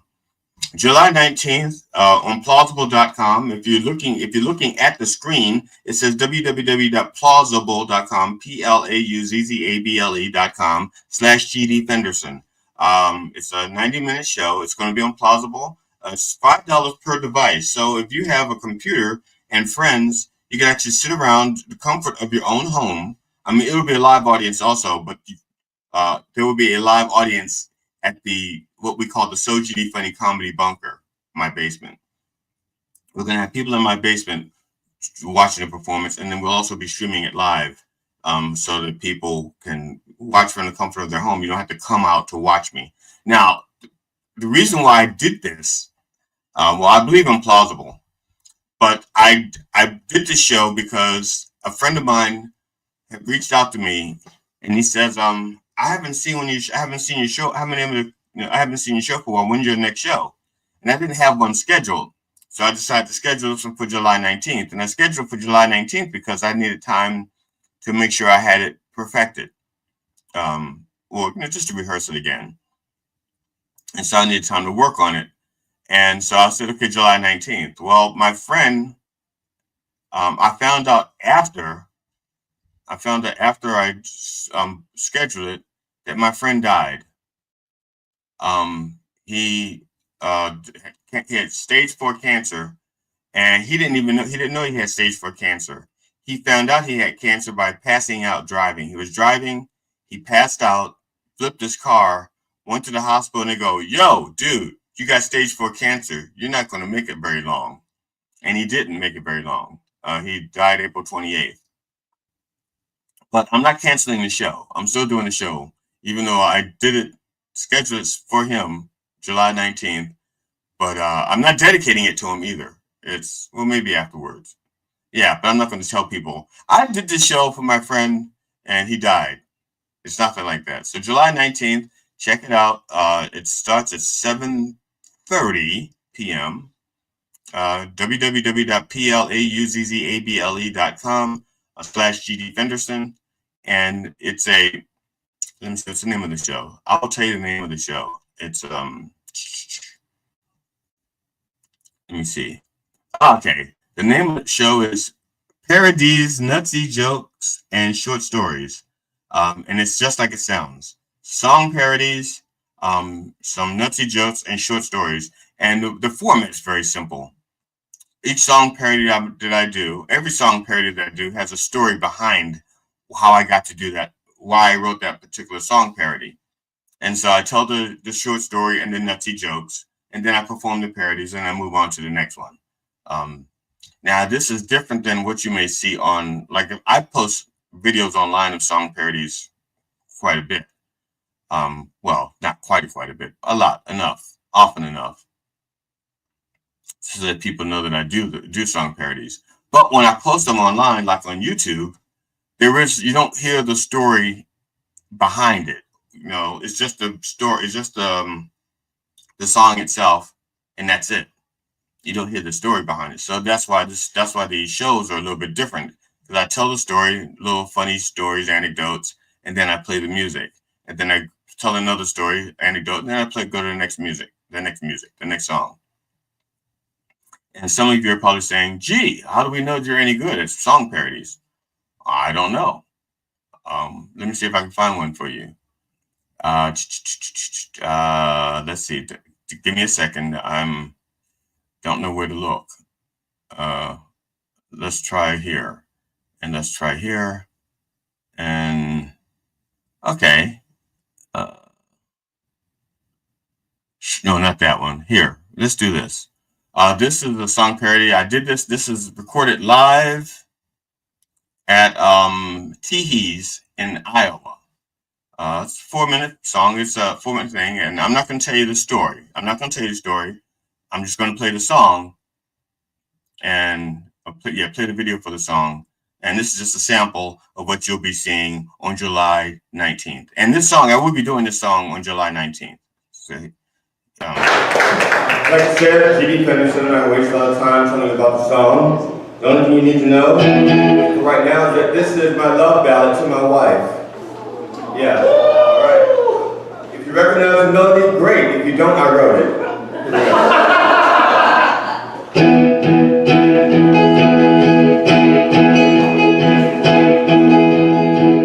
When I wake up, when you know I'm gonna be the man who's pitching 10 for you. If I nudge you, then you know I'm gonna be the man who's gently nudging you. If you say no, then you know I'm gonna be the man that you just said no to. I have lotion, and you know I'm gonna be the man who knows just what to do. And I will rub 500 times, and I will rub 500 more, and I will keep on rubbing till my and my wrist is sore. When I'm horny, then you know I'm gonna be the man who's horny just for you. And if you pinch me, then you know I'm gonna be the man who's being pinched by you. And if you spank me, then you know I'm gonna be the man who's getting spanked by you. If you ball gag me, then you know I'm gonna be the man who's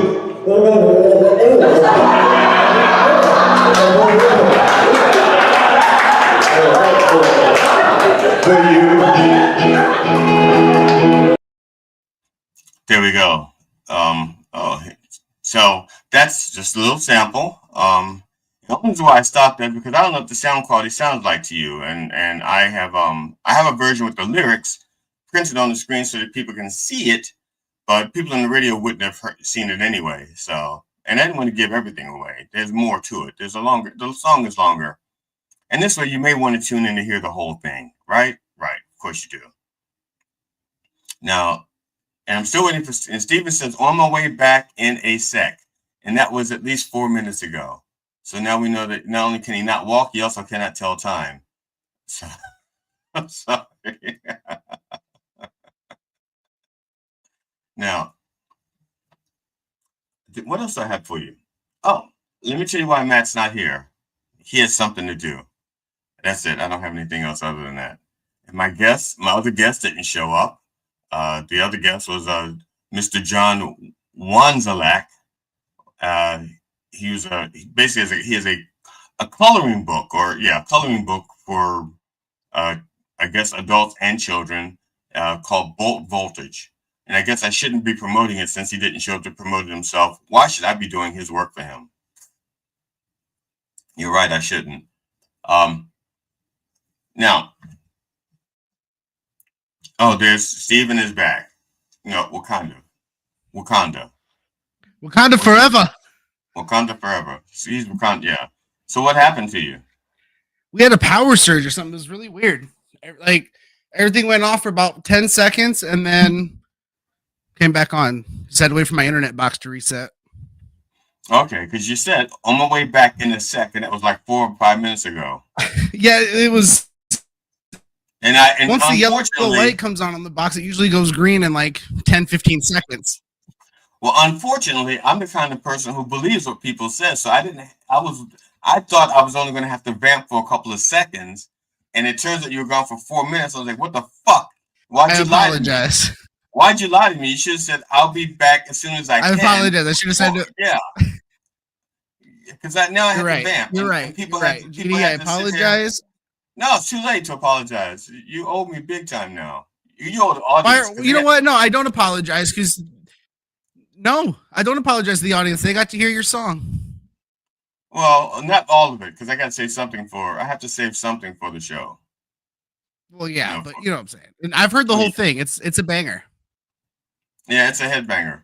As a matter of fact, I've heard people in the audience who have never heard it sing along to every word. So yeah, that's true. That was at the giggle room in New York. Yeah. See, I do that song probably. It's funny because the more you do something, the better you get at it. Mm-hmm. In theory, right? And so that's the first song I ever performed it's not the first song parody I performed, but it's the first one I recorded on like my first 90-minute show that I recorded. That's the finale on it. Oh, nice. And people like that song, but I have other songs that are just as funny and just as good. But I do that one the most, and so that one is usually the one I start off with to get me going to the other stuff. It's either the first one or the finale. Depends on my nerves. But because of that, I do that one more than any other song. Right. And so I do like to finish on that one because it's like the strongest song I do. Because again, it's not that my musicianship is any better. It's just that I've played that song more than any other song. So, but I have other songs that I've done that I like, but I can't do them live because of the instrumentation. No, that makes sense. Yeah. Yeah. But the songs that I heard you play, though, I mean, dude, you kill it, man. So good. Well, it's funny. I don't spend as much time perfecting them as I do. I don't, because you can always spend time. You can always make something better and make it better and better and better and better. And what usually happens is if you wait till it's perfect, you may never get it out there. True. And since this is just for like it's just entertainment. It's not like I'm trying to do it for a living or anything. It's just entertainment. Right. I'm trying to get okay, this is a short one. This is what I'm talking about. I can never do this one live. This is like a 2-minute song, so I'll probably play the whole thing, or at least a minute and a half of it. But I can never do this live because when you hear the song, you realize there's too much going on for you to just play guitar with it. So. Gotcha.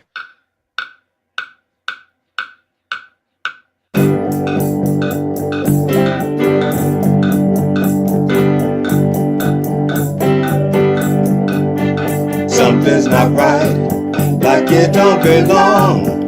So I rewrote this classic song. There's so much bullshit I found on 8chan. All of the crazies have to have their rant. What the fuck is wrong with people? Yeah. Here is a new one that we could not agree on. The planet is a flat one, some idiot's opinion. These are not jokes, some people are jokes. They're so wrong, so come on, they could we do a doobie? We gotta live together. See, and it's just so much of that. When people who know that song know there's horns and there's this bass thing going on, and there's like a little wood block or a cowbell or something that they do, and there's so much instrumentation. It's like I mean, Yeah. You'd have to bring yourself, the Rev, Glenn, Mr. Fenderson. Yeah. A bunch of people just to play with you, man. That's a lot of people to bring along. Yeah. Yeah. I mean, so I love to do it live, and I've done it live. But it's just the guitar thing, and maybe I'll do it live. I don't know. I will see. My wife likes it. My wife likes that one a lot. She likes what's the fuck is wrong with people. Yeah, I bet you know what? I bet your wife has slept with every man in that band. As a matter of fact, she slept with 4 of the 5 people in that band. I imagine everyone but the bass player, right? No, it's the horn player. Not the horn player. She never slept with the percussionist, the woodblock guy. She's never slept with the percussionist. That makes sense. That's mainly because he never takes off his hoodie or his sunglasses. Oh yeah, that would kill the mood. It does. It kills the mood right off the bat. But everybody else in that band she slept with, and she's proud of it. She'll admit it. Your wife's a groupie. Nothing wrong with that. Yeah. She slept with everybody in that band except for the percussionist, the woodblock. Look, it's not the body count that matters. It's which one's the last one, right? Well, like I said, I never asked my wife how many people she slept with. I just asked her, if you took all the penises and laid them end to end, how long would it be? That's all I want to know. That's not fair, though. She could have slept with 1,000 Asian dudes, and that would only add up to like 7 black dudes. So, but the point is, but at least now I know what I'm up against. I know how much dick I have to match. So she says 10 feet. I know, okay, I have to have sex with her, like 20 times to match it. 21 if I want to pass it, and that's it. And I passed that a long time ago, like the first week we were dating. No, first month we were dating. First month. When we first got together, we were like bunnies. And by that, I mean, we had fur all over the place. Carrots had fur all over the place. And little round pellets. little round pellets on the floor. You guys shit everywhere? Yeah. Every room had little pellets. Oh no, that's unfortunate. So did you have pets as a kid? Oh yeah. I mostly had dogs. I had a couple cats. I had a hamster at one point. Now, which one do you miss the most? I mean, if you sit back there and you think about your pets, you go like, man. Probably my dogs. No, which dog? I mean, which one? Dog? Probably Junior is the one I missed the most. What was Junior? He was a rat terrier. But he lived to be 15 years old. So I mean, he died 4 years ago, but he was our dog since I was a teenager. So damn. Yeah. A rat terrier. I'm not sure I know what a rat terrier looks like. They kind of look like a mix between like a Jack Russell and no, they look like a mix between like a Jack Russell and a miniature pinscher, I guess. Oh, I love Jack Russells. They're kind of tall. They're not super tall, but they're small dogs. But like, well, I got maybe the word rat and terrier. Well, yeah, but maybe almost to the knee high, and then maybe 10 pounds, 15 pounds. Wow. Like he was a little big for what he was, but he was such a good dog. Never needed a leash. Never ran off. Like he would walk beside you no matter where you went, no matter who was around. Like, oh yeah.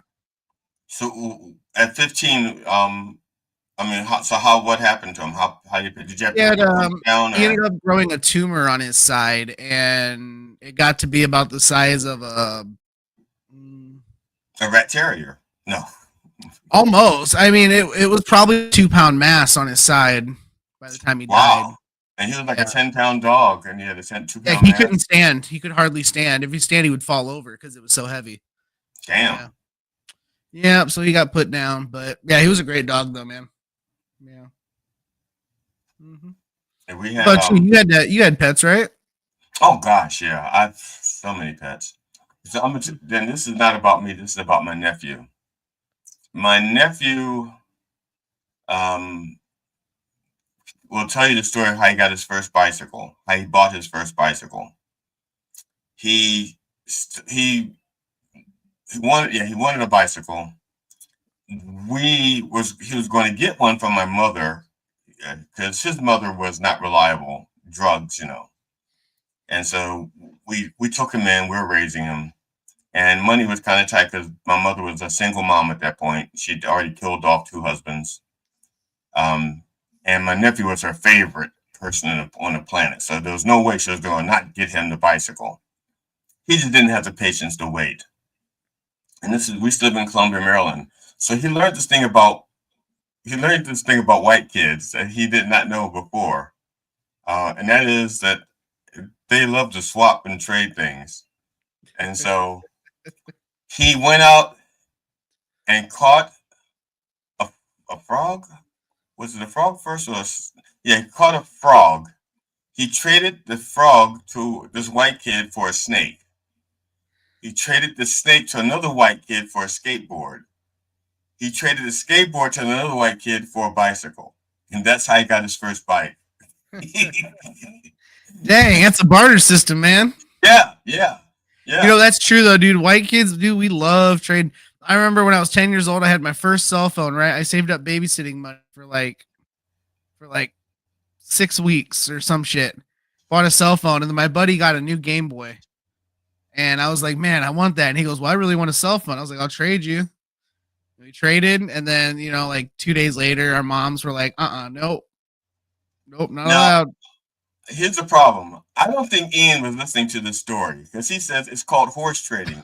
There was not one horse mentioned in that whole story. Yeah, it was a frog and a snake. A frog and a snake and a skateboard and a bike. Not one horse. Yeah. So, he corrected himself. He meant horse training. Okay. Okay, that makes more sense. Yeah, much more. There you go. Yeah. Now I know you were listening. I'm sorry. I apologize. Now I know you were listening. They were all whores. All these little white kids were whores. Yeah, but it's funny. We had my nephew had a dog named Sinbad, and Sinbad, I pretty much was a caretaker because he was too young to take care of the dog. And my mother was not too old. She was the mother. She didn't have to take care of the dog. So it was my job. Right. It was my job to take care of my nephew's dog. Yep. And so I took him on the bike path. I used to take him on the bike path walking all the time. And he was another dog. I didn't need a leash. Did not need a leash. But he was a coward. He was a fucking coward. So I should have had a leash because he ran away at the first sign of danger. He ran off. So we were on the bike path, and it was a full moon. And off in the distance, you see little pale eyes just shining. And we both go, and I knew he wasn't going to catch that cat. I knew he was not going to catch the cat. I said, the cat's going to run. He'll never catch it. Mm-hmm. And I said, go get it, boy. And he goes off, and the cat does not run. And the cat doesn't run. The cat stands his ground, and he's going up at the cat. And the cat didn't run because it wasn't a cat. It was a skunk. And I hear this, and he comes back, and he smells awful. And he jumps up on me. He jumps in my arms because he was scared. He jumps up on my arms so now we both smell like the cat that wasn't there. So I go in the house. I have to go through the house to get to the balcony. It was an apartment. And my mother goes, what is that fucking smell? And I had to tell her, I sick Sinbad onto a cat that wasn't a cat, it was a skunk. And my mother goes, why would you sick him on a cat? I said, because I didn't think he could catch the cat. It was like 50 feet away. The cat would run. I didn't think, and the dog would get the energy out and he'd be tired and he'd come home and go to sleep. That was my thinking. I had like 14-year-old reasoning. And so, but I felt so bad that my mother said that he can't sleep in the house. He has to sleep outside tonight. And I felt so bad that I slept outside with him. Aw. Yeah. That's adorable. Yeah. I remember one time we just moved to Alabama and we had Junior with us and we were playing out in the backyard and we found a turtle. Just walking through the yard. And what kind of turtle? Regular box turtle? I think it was just a regular box turtle, and so we bring it in and we get a box, and we make it a little home and You know, we even called my dad, and he was like, "Yeah, I'll bring home a heat lamp."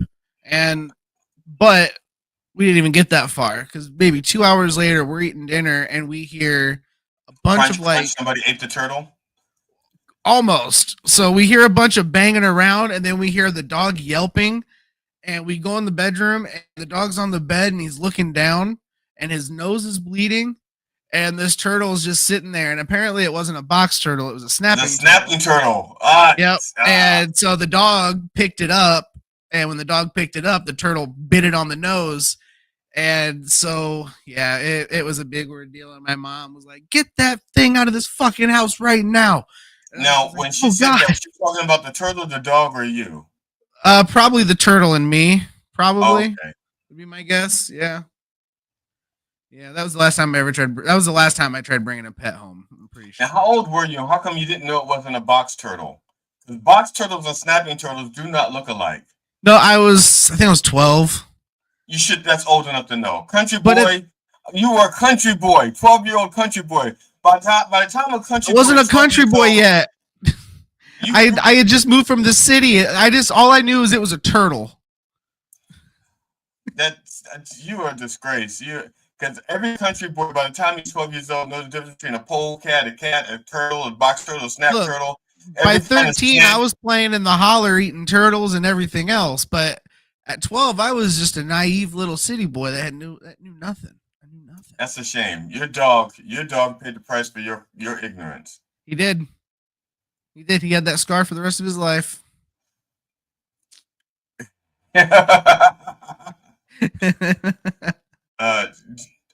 John from Slaptail Squad says turtle should have bit your dumb fat ass. How about you eat my dumb fat ass with ranch dressing?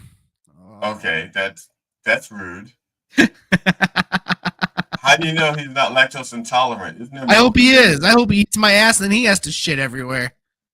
Because I think ranch dressing has buttermilk in it, doesn't No, it? he won't eat my ass because he's lactose intolerant and he doesn't like me because I'm in a wheelchair. So. Oh, okay, gotcha. I follow you. Now we had so we had lots of pets. I mean, we had a minor bird. Now, for those people who don't know what a minor bird is basically it's like a Negro parrot. You know, it mimics things that it hears like a parrot does, but it's black. And this minor bird used to belong to my mother's mother, so my grandmother on my mother's side, and so it knew a bunch of churchy stuff, you know, because she was rather religious. Now, the minor bird that my aunt had knew a bunch of bard talk. It would say things like motherfucker, and it would say pretty girl, and motherfucker, and kiss my ass. So it spent a lot of time at parties. So it learned a lot of party talk. But my grandmother's minor bird had like a lot of churchy stuff, and it would say things like, "God bless you. How are you doing today? You know, bless your heart. You know, all the churchy things." And we had a boxer, and the boxer used to try to get to the minor bird all the time, always trying to get to it. And we had to tell it, we trained it to leave it alone. Eventually, it got the message, leave the minor bird alone. And so for about 6 days in a row, he would just sit in front of the bird cage and not make a sound and just stare at it, for hours at a time, 6 days in a row, hours at a time. And I thought, okay, no biggie. He's behaving himself. They're getting used to each other. The bird is talking to the dog. The dog is like, nope, not going to answer you. I got in trouble for answering you. So you say what you want to say. So the bird be like, nice dog. God bless you. Bless your heart. You know, whatever. And after a while, after about 6 days, Brutus just took this. I was walking by and he took this and barked as loud as he could. One bark. And it gave the bird a heart attack and it died. Oh my God. Holy shit, dude. It's like that poor bird. Yeah, the dog. It's like he just started out. It's like, I'm going to kill it. But and of course. Did you feed the bird to the dog afterwards? Oh no, we gave it a funeral. I had to explain to my Oh. mother what happened though.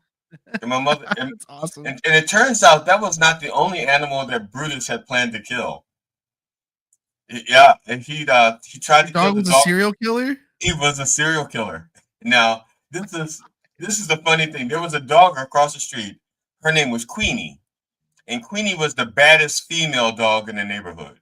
She was a German Shepherd, and matter of fact, she was so bad. It was our friend's dog. We couldn't go on the porch if she was out there. We couldn't walk by the house if she was out there. But they no, but they always had to have somebody out there. If we went in their house to play, they had to put Queenie outside because she just liked to attack things. You know, she was just that mean and that bad. She was a badass. And her and my dog got into a fight, and she beat my dog's ass. She beat Brutus's ass, and he was a scrappy dog, but he was like no, he was a boxer. She was a big old shepherd. He wasn't a match for her temperament wise because she was just nasty. He couldn't match her size, you know, so he was just outclassed, you know. He was smart, but he couldn't beat her. And she beat his ass. He got into a second fight with her. She beat his ass again. So I had Brutus out. Now I used to walk Brutus without the leash. He was pretty obedient. And we walked by Queenie's house, and Queenie was on the deck, on their front porch. And so he ran across the street. And he ran all the way up to the porch as close as he could get, and he starts barking at her and growling, and he challenged her, and she ran off the porch. And he ran off the porch across the street and stopped in the middle of the street. And the car came and went, and it just hit her. It just hit her. Oh. But it saw her. The driver saw, not the car. The driver saw her and slammed his brakes and slowed down. So when it hit her, it was just like a nudge. Yeah. But I went, oh my God, he planned that. He tormented her and ran back and stopped and sat in the street so the car would come and hit her. That's terrible, dude. What? Oh my God. That's genius. That's fucking genius. I know it's genius, but it's terrible. That's fucking genius. That dog, he used to help me with my paper route. It took him 2 turns. After 2 turns, he knew which houses got the newspaper. So he used to help me with my paper route. I had to give him the paper. He'd take it up on the door and drop it, and that's it. Until one time I was on my paper route, and he smelled the female dog in heat, and he disappeared. He left me alone. Uh-oh. And he came back like 2 days later. It's like, yeah, that was worth it. I know. She was asking for it, man. Now that's horse trading. Yeah, that's horse trading. Yeah, he gave up his paper route. He gave up his paper route for some pussy. And I'm thinking to myself, if I was a little bit older, I probably would have done the same thing. Right. Yeah, I was like 10 or 11 years old. I remember being 6 or 7 years old, and my uncle lived with us at the time, and he had this 8-foot long albino python, right? Mm. And so, like, once every week or every couple weeks or whatever, he would feed it a rabbit, like a living rabbit. Right. And so we set the rabbit in there, and it was kind of a tradition. It was super fucked up, but we'd sit there and watch the snake eat the rabbit because it was interesting watching it because it's just, you know, snakes eat. It's just weird. And so we're waiting, and the snake never comes out of because it had like a 200-gallon tank, right? And it had a big rock that it could curl up in. Never came out. And we were both like, what is happening? So he lifts up the rock, and it's not in there. And he goes, oh no. And so he's like, all right. He goes, quietly, we need to look around for the snake. And I'm like, all right. So we're looking around for Julius. We can't find him anywhere. We're looking anywhere we would think the snake would be. Warm places in the sun. We're thinking he had to have gotten outside. And so we're sitting there like, how are we going to explain this to my parents? Because they both did not want the snake anyway. Right. And we're just sitting there, and we just hear this blood-curdling scream from my dad. Like, just this massive scream. And my uncle runs in there, and I'm crouching right behind him. And we go in there, and my dad is standing on the headboard with his hands on the ceiling going, get it. And apparently the snake had gotten out, crawled under the door, went into his bed, and curled up between his legs. Oh, wow. And I guess just thought there was like another appendage in there. I don't know, but I guess my dad woke up and found it. And it was just the funniest thing because my dad's buck ass naked, just standing there. So he traumatized the snake. And there's just this giant snake there, and he's just like, "Get it now." It was the best thing ever. It was He's lucky that the snake didn't try to eat that little snake. Dude, no, it was an 8-foot long snake. Like it was like. No, I'm talking about he's like the python didn't eat his dick. No, I know. That's what I'm saying. It was too small. He needed bigger meals than that. He wouldn't eat anything smaller than a rabbit. Oh, okay. He was very picky. Like he basically went from mice to rabbits and kind of skipped rats. He was very picky. Now, my brother, and this was not a pet thing. This is a stupidity thing. My brother, he was bigger than me. He's about 2 to 3 years older than me, depending on the time of year. And he was a big boy. He was a husky boy.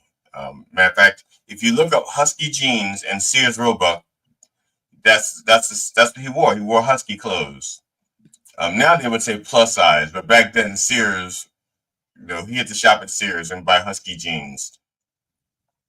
Now he's at this point in the story, he is like 20 years old, 21 years old, maybe. I'm trying to think.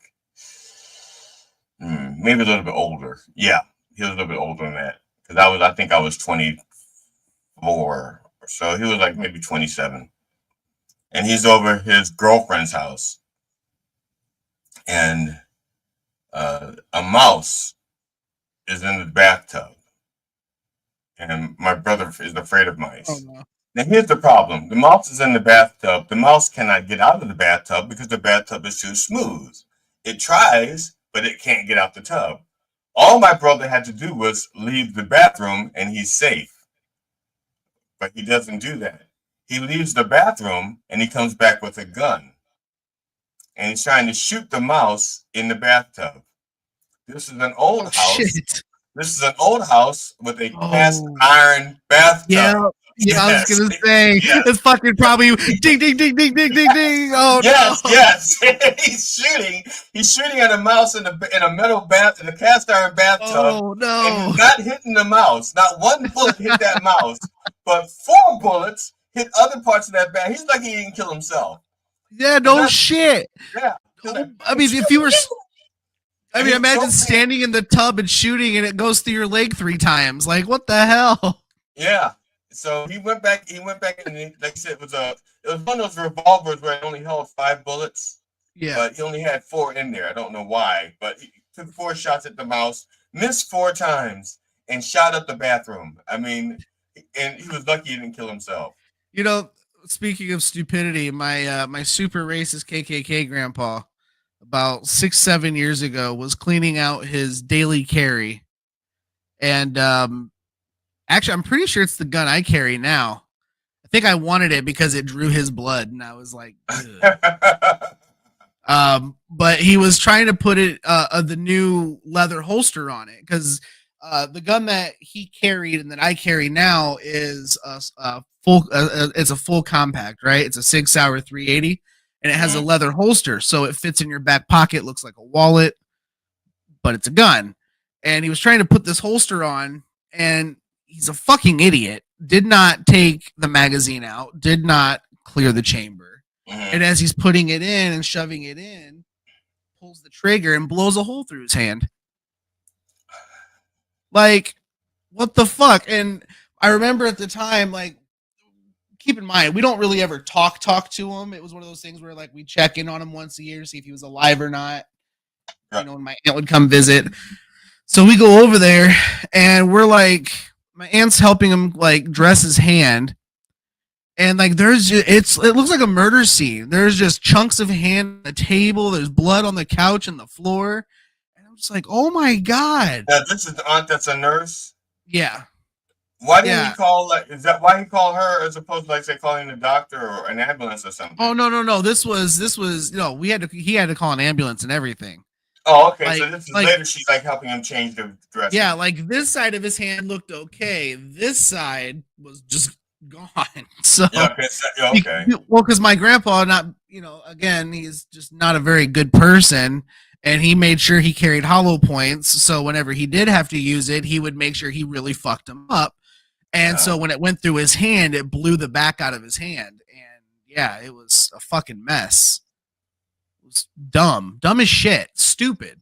But your story just reminded me of it because I just like guns aren't hard to be responsible with if you have a brain, you know. But like, come on. Now, my stepfather was a jazz musician, and had he lived, I probably would be a much better musician because he was starting to teach me how to play guitar and bass. And this was when I was about 11 years old. So I didn't start playing guitar until I was like 17 years old. But when I was 11, my stepfather was giving me my first lesson, guitar and bass. And I'm trying to think, he was on guitar, so I was on bass. He was on bass and I was on guitar. But he's trying to teach me how to play. And it was late at night. My mother used to work odd shifts at the hospital. And so she was like kind of irritable and trying to sleep and be irritable. At any rate, we're downstairs in the dining room and we're playing through the amplifier. And my mother apparently had already previously, before he started working with me, had asked him to turn the music down. And apparently he hadn't turned it down enough. But I didn't know. So I'm like late to the argument. So I'm sitting there and my mother comes downstairs and she has her gun in her hand and she shoots the amplifier. The bullet went right between us. The bullet went right between us. Oh no. It's the amplifier. And my stepfather does not stop playing guitar. He keeps going. And so I'm imitating him. It's funny, my stepfather and I had the same birthday, only he was a lot older than me. Right. That would have been weird. That would have been weird, right? Yeah, we had the same birthday, just he was a lot older.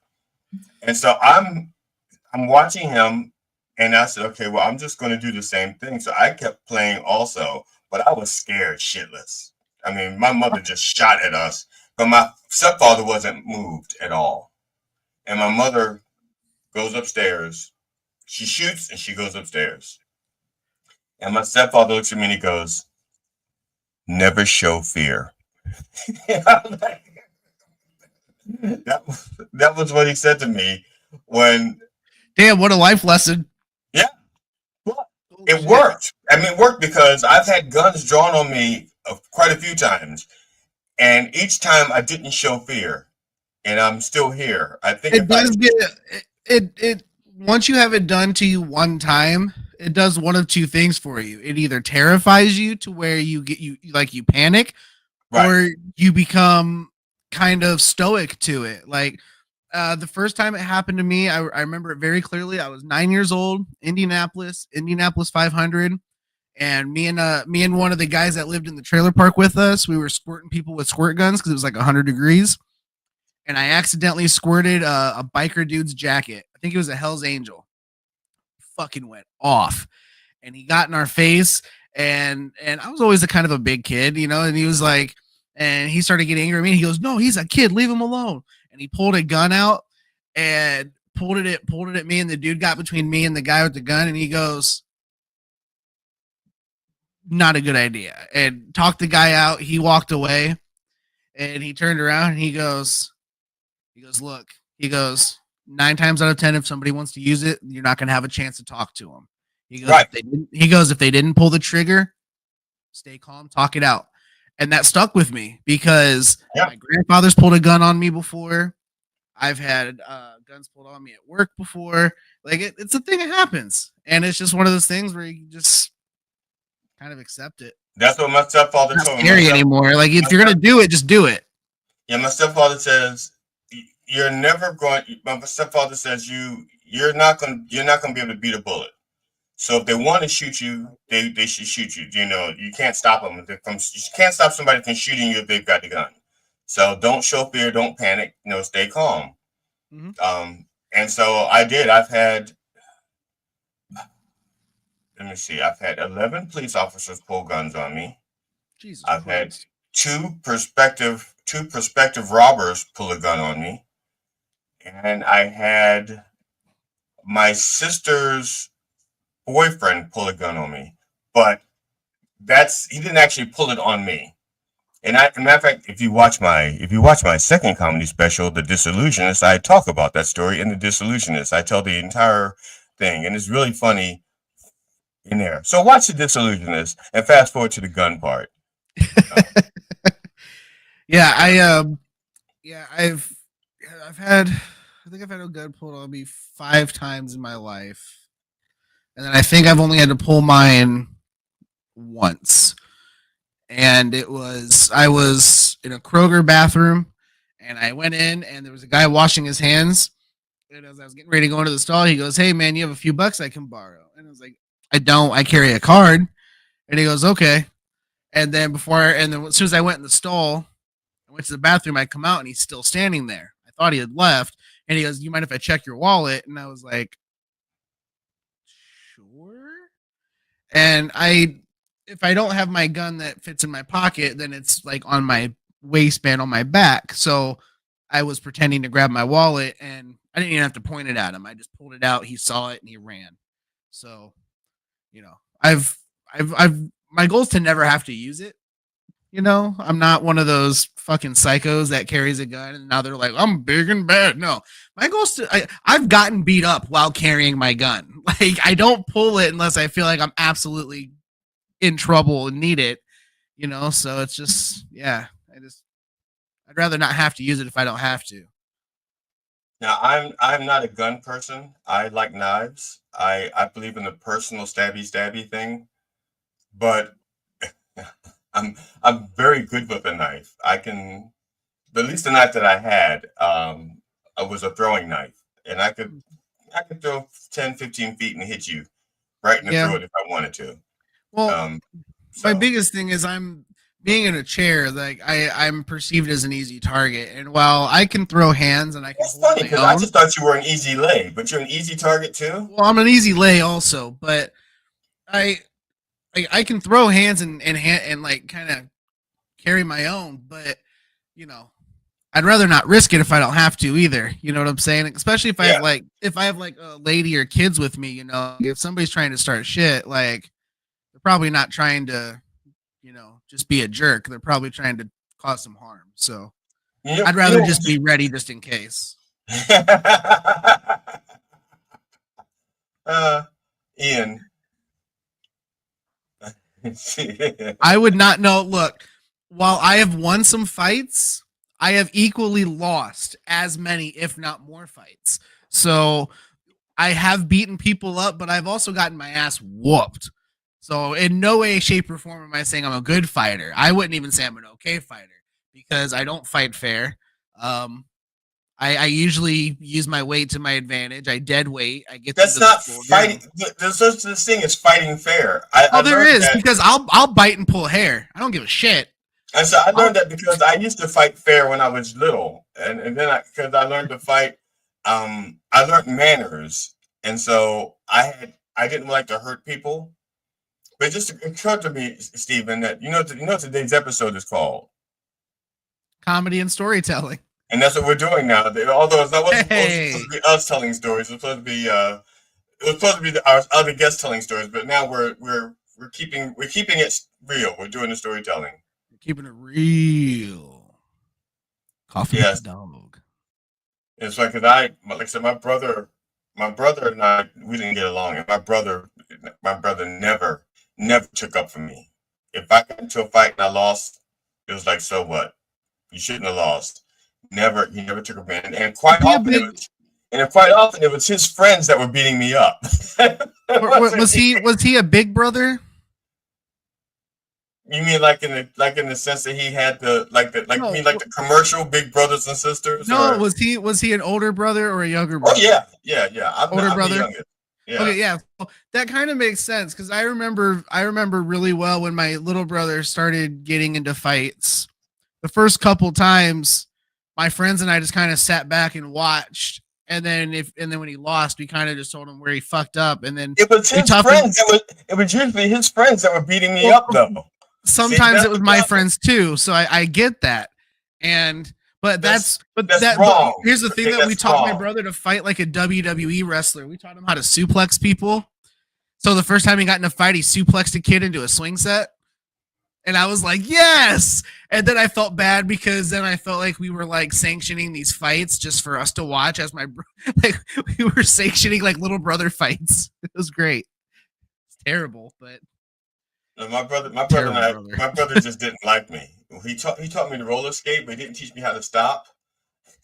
So yeah, I didn't know how to stop, and so he teaches me how to skate, and then he takes me to this. Then myself, him, and all of our friends on our ball bearing number 5 skates, we go to an alley called Death Alley. I'm sorry, Snake Alley. Snake Alley was, and the thing is, Snake Alley. I don't know why they called it Snake Alley. It was a straight. It was straight. It was a straight alley. Not, if you'd have thought something was called Snake Alley, you'd have thought it was like meandered or something. There should either be a shit ton of snakes or it's a windy road. Right, but it's just a straight alley. And at the bottom of the alley, you have to make a 90-degree turn and probably about 30 miles an hour if you're going full speed, coasting, because you didn't skate down, you drift, you just coasted down. And you have to make a 90-degree turn. If you don't make the 90-degree turn, you're going to hit a telephone pole or sticker bushes or a fence. We used to go down, my friends and I, because like Jackass was a big influence on our younger life. Like we watched it, we emulated it, we all had our favorite characters. Mine was Steve-O. So I was either eating gross shit or getting hurt. And one of the things we did was we would because I couldn't skateboard, but we figured out a way we could all do it is we would take rocks and broken glass bottles at the bottom of a hill. Mm-hmm. And then we put sticks in front of it. Mm-hmm. And then we would race the skateboards down the hill sitting on them. Okay. And the goal was to hit the sticks and fling yourself over the glass and rocks. And whoever got the least hurt would win. And it was a horrible idea. We all got just cut to shit, but we would do that shit all the time. Or the grocery carts in the curbs where you'd push somebody in a cart and flip them. I would do that in my wheelchair all the time. I'd have someone just push me into a curb as fast as they could. That's why I broke so many wheelchairs, was because I would crush the front forks being pushed into curbs and trying half pipes and shit all the time. It's terrible. I was too fat for that. Should never have done half of that stuff in my wheelchair, but I did it. And I don't regret it. My body hates me for it now, but so we used to we didn't have skateboards per se. We made our skateboards because we said everybody in the neighborhood had ball bearing number 5 roller skates. That was the thing in the neighborhood. Ball bearing number 5. And if you couldn't afford a ball bearing number 5, then you got the ball bearing number 7s. But everybody So, but if you lost the skate, if you broke one skate, then you only had one skate left. Then you took that one skate and you made a skateboard with a 2x4. Mm-hmm. So we had so all of our skateboards are 2x4s. That's so. And myself, Peanut, Abram, we all had skateboards, a 2x4 with a skate attached to it. And we used to hop onto the back of ice cream trucks and ride like that. And we rode down to the railroad tracks, and a train was coming. So Peanut was the oldest. He was older than me by almost. He and I had the same month birthday. He was November 8th and I was November 19th, but he was a year older than me, kind of. A year minus 10 days. So he was the oldest. And he said, I got this idea. We should hop that train. And I said, how are we going to get back home? Because I was the genius one, the smart one. I said, how are we going to get back home? He says, no, we're just going to ride it for a couple hundred feet and we'll jump off at the crossing where the road is. And then we'll, come back to our skateboards. Okay, fine. Sounds good to me. So we jump. Peanut jumps. I jump. Abram. We all jump on the train. And the train keeps going because that's what trains do. Peanut jump, I jump off. Abram is afraid to jump off. And his father had to pick him up at Penn Station. That was when the train stopped, Penn Station, downtown Baltimore. That was when the train stopped, and man, his father beat his ass. we were thinking, are we ever gonna? We didn't know when the train stopped. I mean, we were kids. We didn't even think about the train. No, I don't know. Maybe Okay, Peanut knew. one last story each, and then we can wrap it up because I got to take off for work. But I want to start it with a question. Do you have any friends from your childhood that grew up to just be monsters, like just terrible people? I don't have any friends from childhood that grew up. I don't know of any of them that lived or alive today. I don't think I have any childhood friends that live past 30. Oh, well, that's sad. Way to suck all the fun out of the room, GD. No, Jeez. I mean, no. I have friends but they're not childhood friends. Like I have friends that, like my former bass player, my former keyboard player. I met them when I was 18, and we've been like this ever since. Well, it's three of us, so kind of like this. I'm picking up what you're putting down. Don't hurt yourself. So the three of us like this close, But everybody else, dead. I'm almost, they're all dead. Dead. Some by suicide. Sad. Well, oh my God. No, but on the other hand, I win. You do win. You outlive them all, so you win. Yes, I win. The reason I ask, I have a friend. So he was for about 2 years. He was like my best friend, right? And he was adopted, but we hung out every day. His family let me come over. I would stay there. They would feed me because we didn't have food at home. Like it was a regular thing. And I moved to Alabama, and we kind of lost touch. The occasional phone call, and I come back as an adult. We're both 18, 19 years old. He's home telling me he's joined the army, and I'm like, oh, that's cool. Go back home, and I remember I'm in the hospital, and I'm watching CNN, and it was like breaking news. Mother comes home to find baby dead after being kept by dad at home, right? And mom didn't find out for like 12 hours because she came home, the baby was asleep, and he left. Didn't find out till the morning that the baby was dead. And come to find out, the baby had like skull fractures, broken neck, broken ribs, was just beat to hell. And the baby's name was Baby Hope. And it was all over the news. Like it was like national headlines. And I'm like, oh, that's super sad. And then I'm not watching it, but I hear them say the name Brian Michaels. And I'm like, Brian Michaels, that sounds familiar. And I look up, and there's my fucking childhood friend. And I'm like, no fucking way. And it turns out that he killed the baby of the girl that I had met when I hung out with him previously, that she was pregnant with at the time. And I'm like, oh my God. Like that's two childhood friends of mine that ended up in prison. That's craziness. The closest thing I have to a childhood friend who didn't die as a child or a teenager was a guy named Dave Pacu. And he was the one kid in the neighborhood that my mother actually liked. She wanted me to be friends with him because he was polite, he was clean, he had manners and but he and I didn't get along because I was not a very attractive child. And he was this kid from Jamaica, but he had like this long dark hair. He looked Cuban. He looked kind of like a white Cuban, but he was from Jamaica.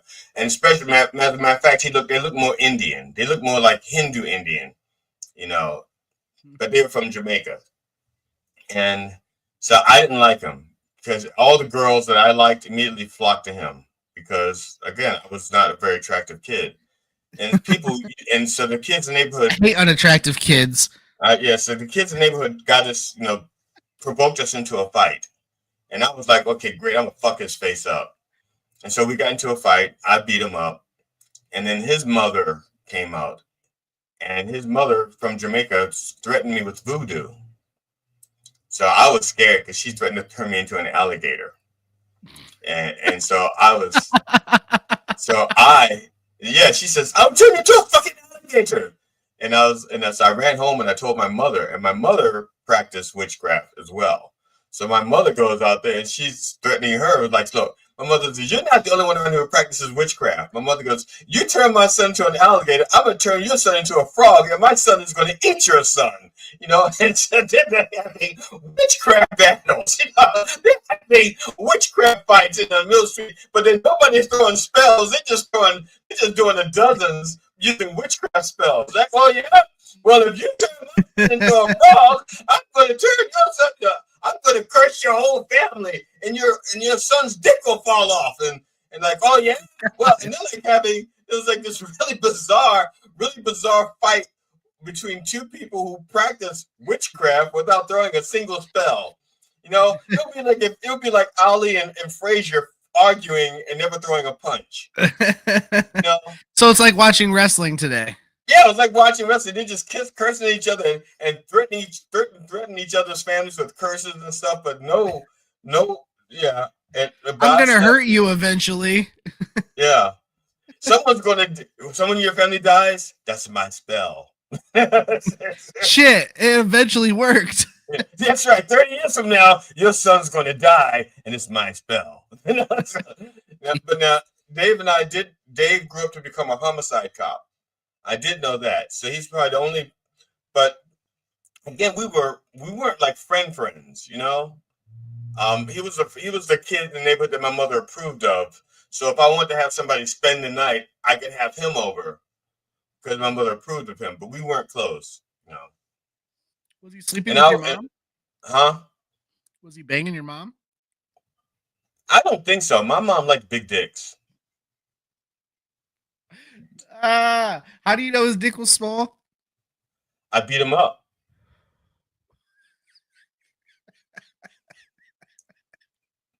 I don't know if that's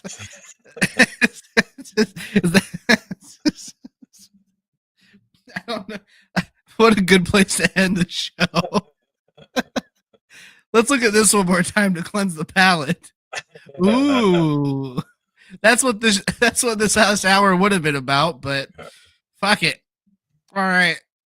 Well, you have something queued up to play for as we fuck Well, off? I'm going to play one more. I'm going to play this spot one more time if I find it. It's that's too far down. How could I not know? One more time. There it is. I forgot what I called it. This is for June 14th. This is a little if you go to TikTok. This is what or Facebook. This is the little advertisement you'll see for the show that's on the wall behind me for June 14th at Dormouse Theater in Kalamazoo, Michigan. It's a Pride show with Jamie Schreiner headlining, and here we go. And by the time this is done, Steven may not be here anymore. It's 35 seconds. We'll see. Wow.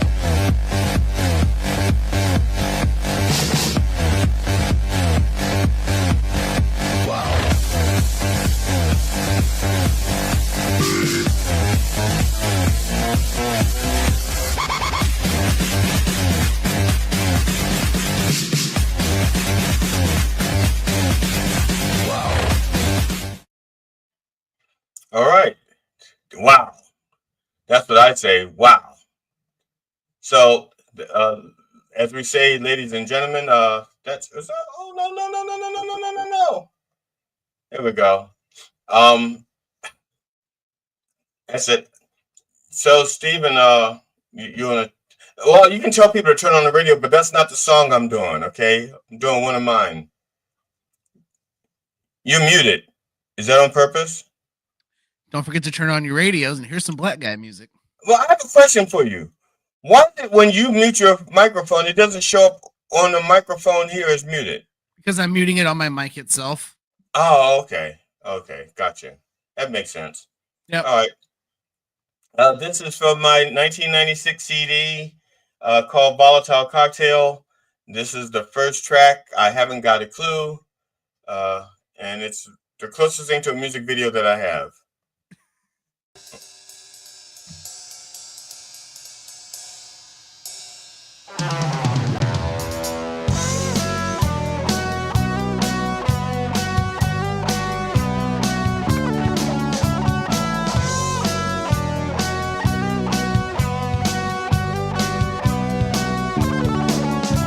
I guess it should be obvious, but I haven't got a clue what it is I have to be to get next to you. Well, I guess another man would know those lines and lies and law, but I've never learned those posh cliches. You've heard them all before. Do I go broke wearing fancy clothes? And do I play games? Do I just put on a show? And do I pretend that I'm something else? And do I risk it all to make a fool of myself? Am I fooling myself? Oh, I haven't got a clue. How do I make a bond between me and you? Now, woman, I'm tired of being blue. But tell me what to do, 'cause I haven't got a clue.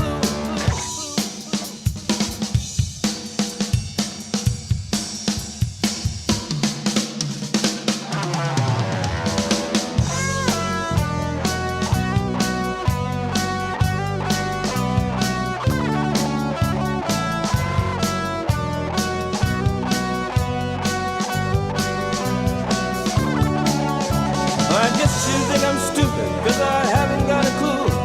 I feel like I'm drowning, man, could I get some help from you? Well, I guess another man would know how to cross this great divide. And if I were another man, well, I catch your eye. And do I go broke wearing fancy clothes? And do I play games? Do I just put on a show? And do I pretend that I'm something else? And do I risk it all or make a fool of myself? Am I fooling myself? Oh, I haven't got a clue. How do I make a bond between me and you? Now, woman, I'm tired of being blue. But tell me what to do, 'cause I haven't got a clue.